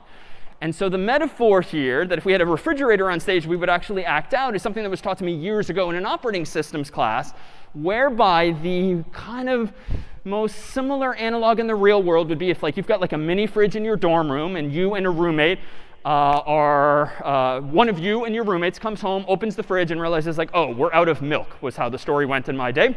So you close the refrigerator and you walk across the street, go to CVS, and get in line to buy some milk. Meanwhile, your roommate comes home.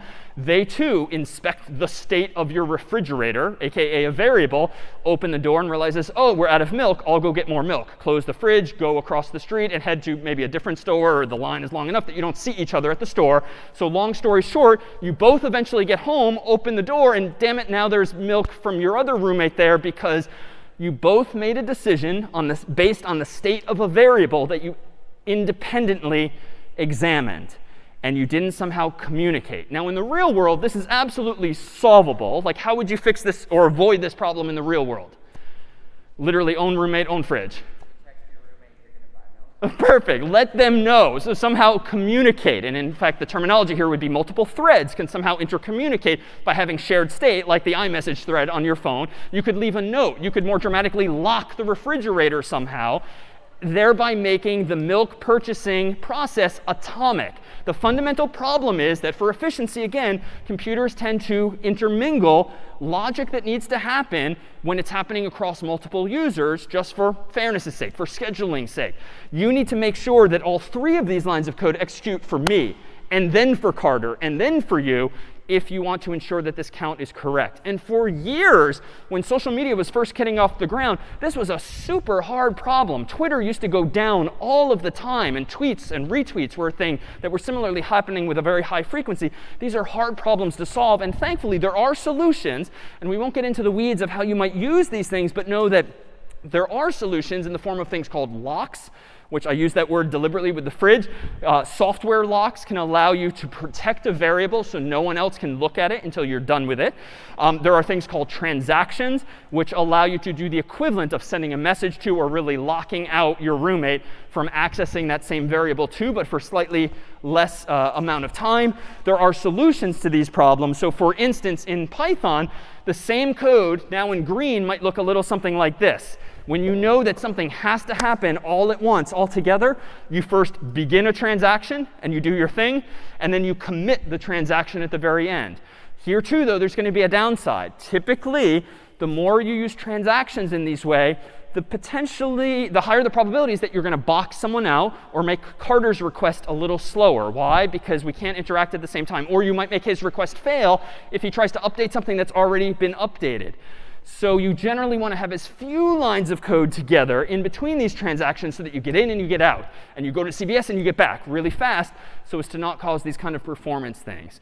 So things indeed escalated quickly today. The original goal was just to solve problems using a different language more effectively than Python. But as soon as you have these more powerful techniques, a whole new set of problems arises. It takes practice to get comfortable with. But ultimately, this is all leading us toward the introduction next week of web programming with HTML, CSS, and some JavaScript. The week after, bringing Python and SQL back into the mix so that by term's end, we've really now used all of these different languages for what they're best at. And over the next few weeks, the goal is to make sure you're understanding and comfortable with what things each of these things is good and bad for. Let's go ahead and wrap here. I'll stick around for questions. We'll see you next time.